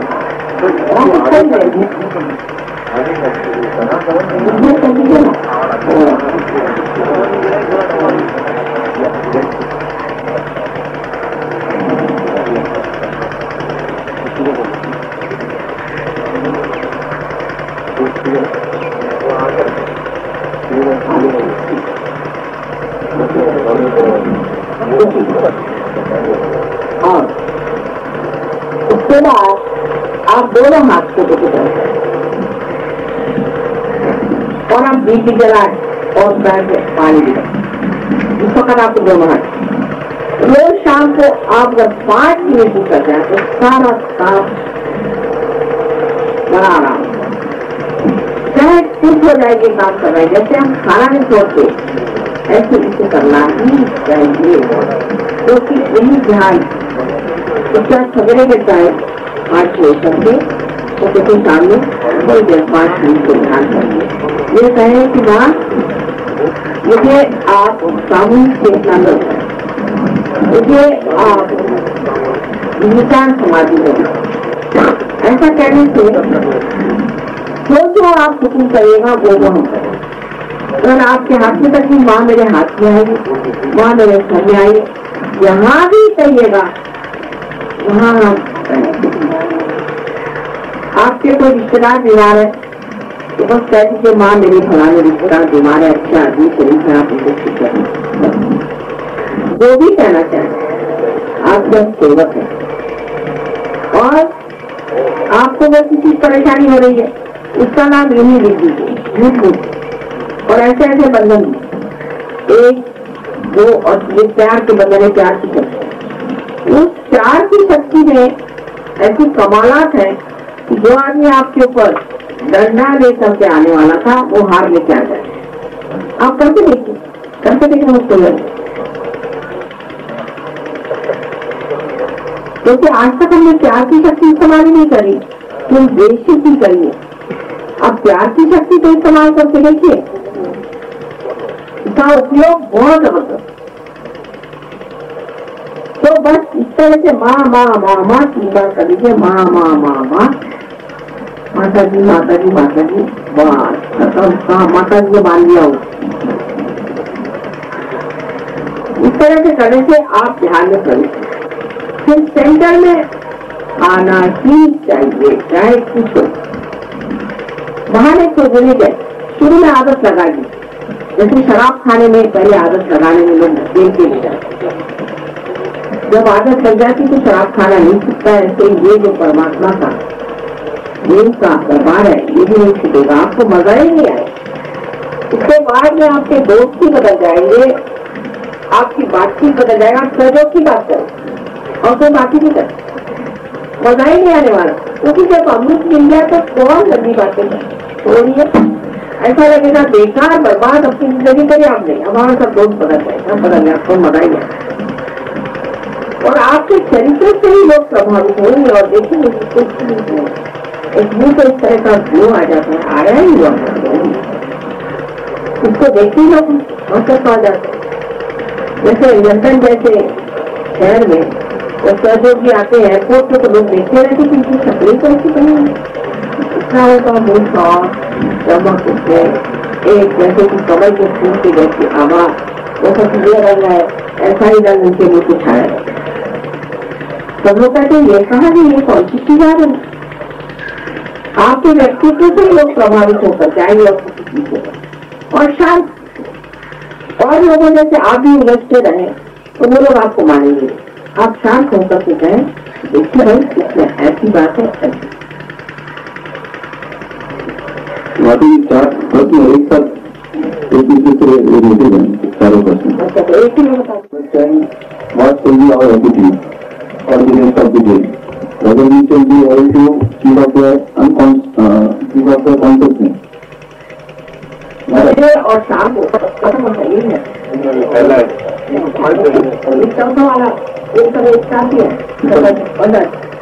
Mother, I have been trying to get vibration since you have come here last time, but I am not getting it.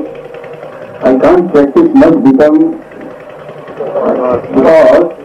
of ill health. What to do? Is the question. How to control the mind? How to proceed with Sargeva? Is it possible to go for regular practice with some senior Sargeva? Is there any Sargeva in Jamshedpur? I am staying in Jamshedpur. So I can practice better. Unwillingly, many times bad events thoughts come to my mind. How to get free from those bad thoughts in divine and good thoughts. ये तो इसका मैंने बता दिया कि ये विचार में आपको विलंब बढ़ाना चाहिए, बस इसका तरीका मैंने आपको बता दिया। विचार करें ध्यान से जीवन में रहना।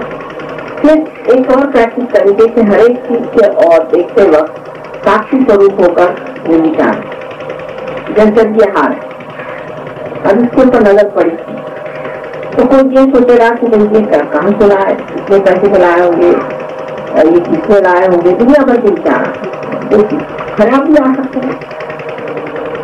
और हम क्या करते हैं, हम इन्हें देखते मान, अब इसको जिसने बनाया होगा, जिसने इसको रोया होगा और जिसने उसको यहाँ रचाया होगा, उसने जो अपना आनंद इसमें प्रगति किया उसको वो भोग रहे हैं, हमको भोगता है, ऐसे भोग रहे हैं। सोचने का समय था, क्योंकि सोचिएगा तो फिर ये सोचेगा कि ये खराब न हो जाए, इनको अब ले जाके फ्रिज में रखना चाहिए, ये करना चाहिए। वृक्ष की और देखिए एक एक पत्ता अलग परमात्मा ने बना रखा है, हर पत्ता अलग कमाल है, करोड़ों पत्ते संसार में बनाए हैं, हर एक अलग है, एक ही बनता है, इतना वैसे देखते रहिए, नई नई चीजें आपकी नजर में आएगी और आप छिटक जाए उसको देख के जो आदमी छिटक जाता है तो वही विलम्ब से खड़ा होगा। कोई इंसान है उसको अच्छाई क्या देखे, उससे ये अच्छे आदमी, इतने बढ़िया आदमी एकदम छिटक जाए, उस जगह आपका विलम्ब आए। इसी प्रकार हर चीज की ओर साक्षी की दृष्टि से देखने का आप अभ्यास करें, बहुत आसान है। मैं तो साक्षी हूँ, सब चीज देखते हैं, बड़ा आनंद आए। सबसे आनंददायक चीज है मनुष्य, आपको सबसे बढ़िया चीज है मनुष्य, सबसे उत्तमोत्तम है मनुष्य। सिर्फ हमारी दृष्टि उनकी तरफ से चलती है, सीधे तरह से देखा जाए तो मनुष्य की खूबसूरती दिखाई देती है, और जैसे जैसे आपकी दृष्टि में वो प्रेम आएगा उस आदमी की खूबसूरती और बढ़ती है। तो हर चीज की और अपनी दृष्टि जो है वो एक साक्षी स्वरूप से देखे तो इसकी दृष्टि वरदान। अब आपने जितने भी सवाल पूछे मेरे ख्याल से सबका मैंने जवाब दिया। अब ये दिन में अगर आपने ध्यान किया और शाम को ध्यान किया तो दिन में कैसी स्थिति रहेगी, तो जिस स्थिति से आप है वो स्थिति बनी भी रहेगी। आप उस स्थिति से और अपनी नजर रखें, धीरे धीरे आपको आश्चर्य होगा स्थिति बन गई है, आप साक्षी स्वरूप हो गए।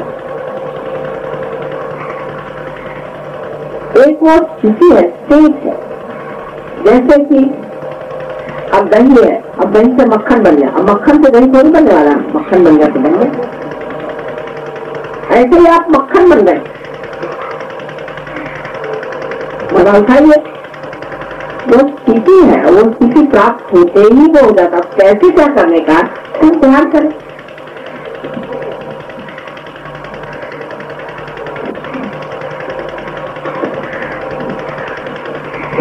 हाँ, एक बात और, अब किसी के सवेरे ध्यान नहीं हुआ तो मेरा ध्यान नहीं हुआ, ध्यान नहीं हुआ, ऐसे नहीं सोचना चाहिए। अपने आप कोई सिस्टम नहीं, मैंने आपको पहले बताया कोई सिस्टम नहीं, अपने एटीट्यूड से ध्यान नहीं हुआ तो कोई बात नहीं, 1 मिनट आप कभी ध्यान हो गया।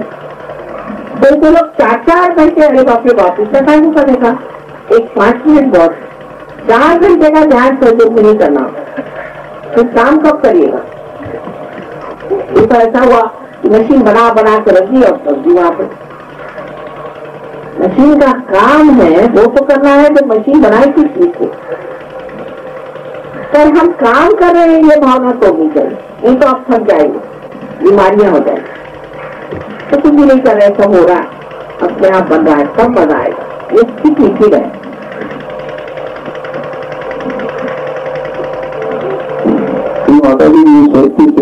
You said to say that I am not Doshi.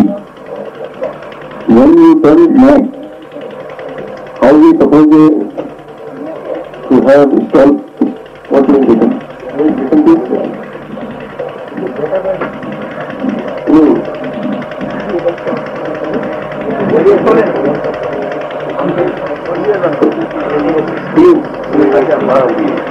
What they said, you said I am not Doshi. Suppose a man has stolen something or he has committed some sin. How does his conscience allow him that he is not he is Doshi? नाना देखिए, अब आप दोषी हैं, आपने चोरी कर ली, समझ लीजिए चोरी, आपके हिसाब से आप दोषी हैं। आप परमात्मा के सामने जब जाते हैं तो उनको देखने दीजिए आप दोषी हैं या नहीं, उनकी अकल से, आप अपनी अकल मत लगाइए उसका। वो अगर सोचते हैं आप दोषी हैं तो आपका दोष निकाल देंगे। आप क्यों कहते हैं?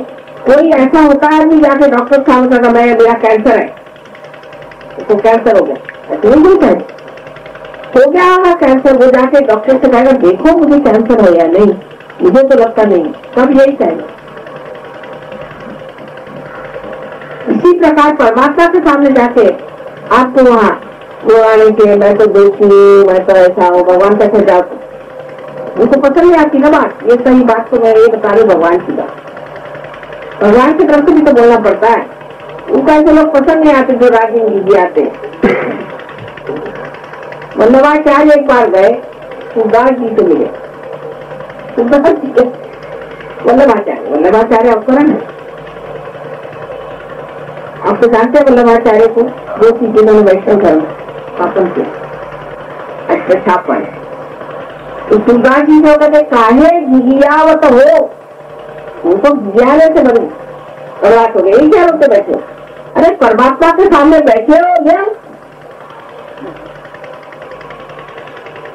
वो देने को बैठे, आपका है को अपने को असमर्थ समझ है। यदि होगी चोरी तो गवर्नमेंट की करी, भगवान की थोड़ी करी।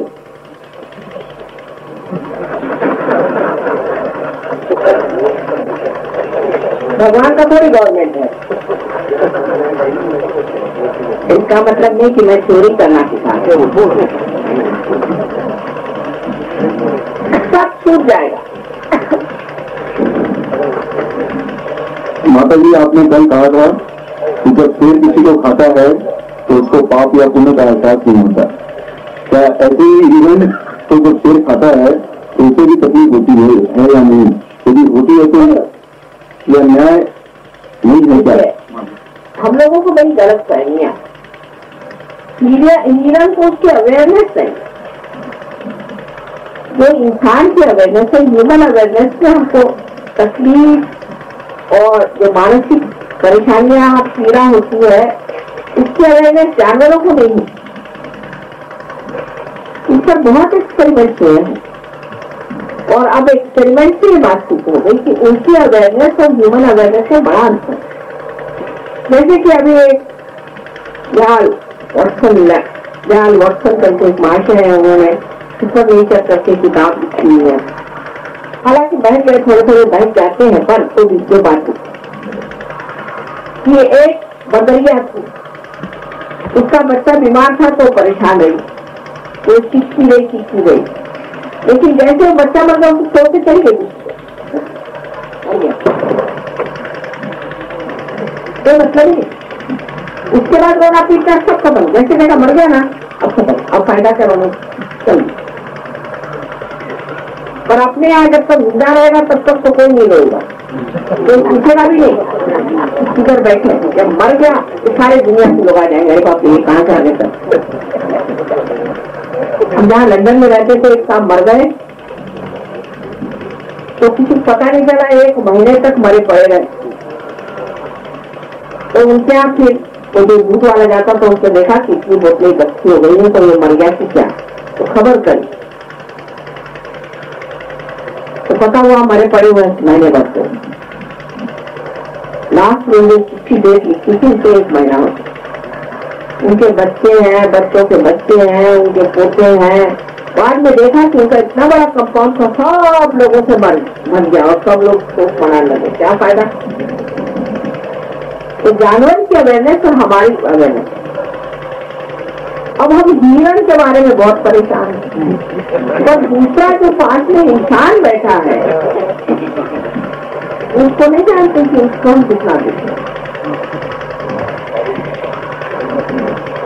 इंसान को पहले इंसान को देखो, जानवर किसकी परवाह करने की जरूरत क्या भाई? अब तो खटमल की भी लोग परवाह करते हैं और मच्छरों को भी बचाना चाहते हैं, भगवान बचा रहे। मैं क्या इन लोगों को रियलाइजेशन दे सकती हूँ? अगर मुर्गियों को बचा के रखूँ, क्या मुर्गी को क्या रियलाइजेशन देने वाली? यहाँ से गवर्नमेंट ऑफ इंडिया ने निकाला कि मगर के वो जो छाल होती है उसको बाहर मत भेजो, बंद कर दिया। इतनी मगरें हो गई हैं कि अब उनको समझ नहीं आ रहा है कि करे क्या है। इसका जो उपयोग है वो करना है। हमको ही ऐसा लगता है कि जानवर को ये महसूस होता है कि मुंह काट डाल रहे हैं, ये बात कोई नहीं। वो जिस लेवल पे चलते हैं वो लेवल और है, हमारा लेवल और है, हमारी चेतना और है। जिस चीज को हम महान समझते हैं जानवर नहीं समझते। अब शेर तो बैठ के सोचता नहीं कि हिरण क्या सोचे, और हिरण को अगर वो मार के खाता है तो ये उसका खाद्य है, वही खाएगा जो भगवान ने कहा है कि तू हिरणी को खाओ। तो क्या वेजिटेरियन बन सकता है बेचारा शेर? वो क्या करे? वो क्या वेजिटेरियन होगा? उसका घास पत्ती खाएगा। अब वो क्या करे? अब दुर्गा जी को तो सब भूत खाने पड़ते हैं, तो रक्त बीज का खून पीना पड़ा, तो आप कहेंगे कि रक्त बीज का खून क्यों किया उन्होंने? वो तो वेजिटेरियन नहीं है, तो हो गया काम खत्म। उससे आप लोग पीजिएगा? कौन पीने वाला मुझे दिखा है रक्त बीज का खून? बेकार की बातें। हिरण को छोड़िए, आप इंसान को देखिए। सहयोग में इंसान पी जाता है। इसका मतलब नहीं कि आप सब पक्षी बस काट के पीए, ये मुझे बता। लेकिन हिंदुस्तानियों को मैं जरूर कहूंगी कि जो लोग पक्के वेजिटेरियन और प्रोटीन फूड जरूर शुरू करें, हर हालत प्रोटीन खाएं, नहीं तो पैर आपके बैठ जाएंगे। यहाँ देखिए बहुत सी औरतें 50 साल के बाद पैर नहीं खा सकती। प्रोटीन का खाना बहुत जरूरी है। ये तो मैं बार बार कहूँ, चाहे वेजिटेरियन हो उसको तो है, और प्रोटीन जरूर खाएं, नहीं तो पैर आपके कमजोर हो जाएंगे, अंजाइना की बीमारी हो जाएगी, उभर की तकलीफ हो जाएगी, सारे मसल्स कमजोर पड़ जाएंगे। आपको कौन सी बीमारी? पार्किंसंस, मलाई की जितने भी मस्कुलर प्रॉब्लम्स है सारे खड़े हो जाए। और जो लोग बहुत ज्यादा खाते हैं फॉरेन वगैरह में, उनसे मैं कहती आप वेजिटेरियन बैलेंस प्रोटीन बहुत जरूरी खाना है। मैं आपको फिर से बता रही हूँ, जो वेजिटेरियन लोग हैं अपने खाने में प्रोटीन ही खाए, इसी की तरह से खाए जो उनको बनता है। लेकिन स्वाद का तो बड़ा शौक है। वेजिटेरियन है लेकिन स्वाद होना चाहिए। मैंने किसी से कहा कि ये क्यों नहीं खाते आप, ये नया सोयाबीन निकला। माँ उसका स्वाद अच्छा नहीं, तो फिर आप क्या वेजिटेरियन? जब तक रसना का शौक है तब तक आप लोग वेजिटेरियन और रसना छुट्टी चाहिए। रसना तो हिंदुस्तानियों की बड़ी मुश्किल होती है। Mataji, please, I need to know Mataji teaching on fasting. Oh, no fasting at all. See, when you want to torture me, you can fast. This is how we torture our mother. When we are angry with her, we say, all right, I am angry with you, I will not eat my food. Finish, that mother is finished. No fasting allowed. Inside. But for your health sake, if you fast, don't tell me you can fast. For your health, if you have to fast, but the mother is sad about it. Why do you fast? What is the name? I have fasted for you, so many have fasted for you, finish. Now you don't do fasting. Now you enjoy. I have done the cooking for you. But overeating, that doesn't mean overeating. Again, मैंने कहा है कि fast मत करो, तो लेकर से आप कॉन्स्टिट्यूशन इम्यूनिटी ऐसा बोलना।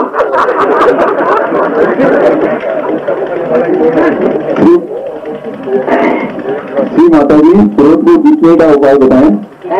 क्रोध को क्रोध एंगर, क्रोध सत्य बात के लिए ही आता है। बहुत उपाय किया, कोई असर नहीं। आप इसे विमुक्त ये बताएं। क्रोध जो आता है वो लीवर से आता है, सत्य वक्ते के लिए नहीं आता। माने हम हमेशा सही है और दूसरे लोग गलत है, ये सोच लेने से हमेशा क्रोध।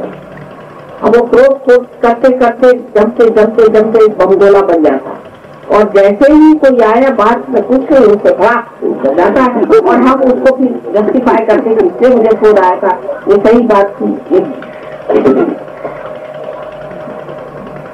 क्रोध आना चाहिए लेकिन आपके काबू में। आप घोड़े पे सवार हैं, घोड़ा आपके काबू में होना। लेकिन आप तो घोड़े के बहकाव में चले जाते तो इसको मैं नहीं समझता कि लीवर से आता है। उसका इलाज ये है कि थोड़ा बर्फ लेके लीवर पे रोज रखिए, उससे बहुत लाभ हो जाएगा। एक तो गर्मी कम हो जाएगी, तलवे में बर्फ लगेगी जहाँ यहाँ पर बर्फ लगेगी लीवर पे, और राइट हैंड फोटो की तरफ, लेफ्ट हैंड ऐसे, और बर्फ के पानी में इसे ठंडक आ जाएगी। ठंडक आने से स्रोत कम। ये सब लीवर की खराबी से होता है। जिस आदमी का लीवर खराब होता है उसके पास जब जाना हो तो एक साथ में डंडा लेके जाना, और ऐसा आदमी जब सोना हो तो उसको जगाना नहीं, कभी भी वो उसको 2 चार मार देगा।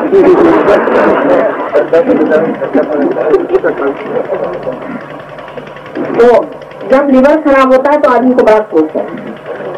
कोई लोग हैं वो बहुत बड़बड़ाते हैं, बोल करते हैं। कोई लोग हैं वो बोलते नहीं, और जब बोलते हैं तो बिल्कुल गरजते हैं। इससे बीचों बीच चलना चाहिए, जब बोलना है तब बोल दिया, जब नहीं चलेंगे।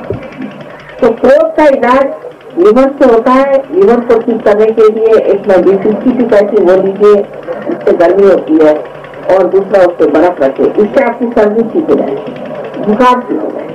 बहुत से लोग बनियान नहीं पहनते, आपको पता नहीं, सर्दियों में कंपल्सन है कि बनियान पहने। इसको में 5 चीजों का कंपल्सन है। सर्दियों में सिर्फ बनियान हर एक आदमी को पहनना, तो उससे सर्दी पकड़ जाती है सीने में, उससे गर्मी हो जाती है, उससे भी लीवर खराब होता है, शराब से लीवर खराब हो जाता है। और सबसे ज्यादा लीवर खराब होता है सोचने, जो आगे के आदमी सोचते हैं अभी जाना है, यहाँ से जाएंगे, वहां से बस लेंगे, तो बस लेके फिर वहां जाएंगे। हर समय जो आदमी आगे की सोचता है उसका लीवर भी खराब हो जाता है, और उसको डायबिटीज की बीमारी भी हो जाती है। दोनों बीमारियां किसी चीज से ज्यादा होती है। इसलिए देहात में तो लोग इतनी चीनी खाते हैं, कहते चम्मच खड़ा होना चाहिए चीनी में, इतनी चीनी चाहिए, चाहे 5 चम्मच लगे चाहे 6 चम्मच। अब महाराष्ट्र में आजकल चीनी बहुत होती, तो मैं देखिए 6 चम्मच उसके से खप पे डाल लोग पीते, किसी को डायबिटीज नहीं, क्योंकि सोचते नहीं है वो। हमको सोचने की बीमारी से ही डायबिटीज होता है। जिनको डायबिटीज है वो अपना सोचना बोलता जब भी शुरू हो, ये नहीं ये नहीं ये नहीं ये नहीं, ये नहीं की वचने निगमो, कोई ये नहीं चार, ये नहीं चार, ये नहीं। एकदम देख लीजिए, परमात्मा विचार करेंगे आप, जितना आप सोचिएगा उतना ही आपका लीवर खराब जाएगा। Shri Mata ji, how to attain self-realization, how to awaken पूरा कुंडली शक्ति। अब तो सारा रामायण पढ़े सीता की राम कौन, राम का सीता कौन।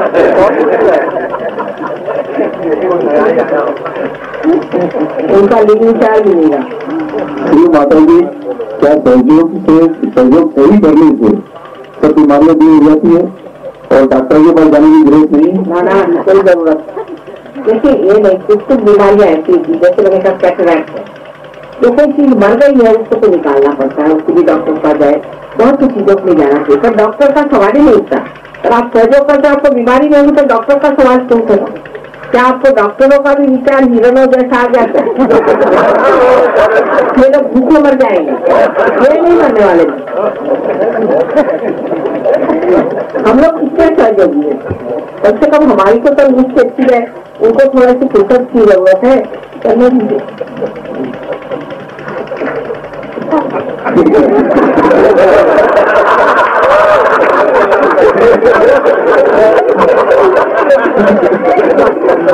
डॉक्टर तलवार बैठे हैं, तलवार अपनी फिक्र कर रहे हैं। एक बात बताए पते, एक किताब छापी थी बुद्ध मुनि ने, जो कि एक तो उन्होंने बुद्ध संहिता लिखी है और एक और उन्होंने किताब छापी। उस किताब में उन्होंने साफ साफ लिखा कि ऐसा समय आएगा जब परम चैतन्य स्वयं अवतरण लेगा, और जब परम चैतन्य का अवतरण आएगा तब सबकी कुंडलिनी सहज में जागरूक हो जाएगा। उसका नाम है नाड़ी ग्रंथ। उस किताब का नाम है नाड़ी ग्रंथ। आपको संस्कृत में कहीं मिल जाए तो देखिए, लेकिन उसका मराठी भाषांतर मैंने लिखा और एकदम समझ में ही लोगों को जागरूक हो जाएगी।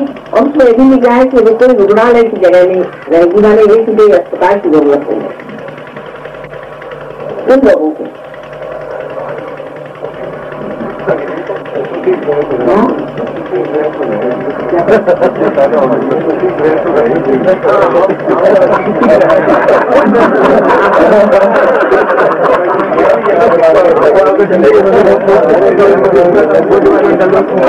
माता जी, कल मोहनलाल की पुलिस में आपके अनुमति के लिए कहा है कि जो कैंप ये 15 तारीख तक है वो 7 विषय पर है, इसकी चर्चा के लिए अगर आप अनुमति देते 16-17 तारीख को एक्सटेंड कर दें। जरूर करिए, आपको मजा है तो क्यों मैं मना करने के लिए जरूर करिए। So this is the announcement. This camp will be extended till 17.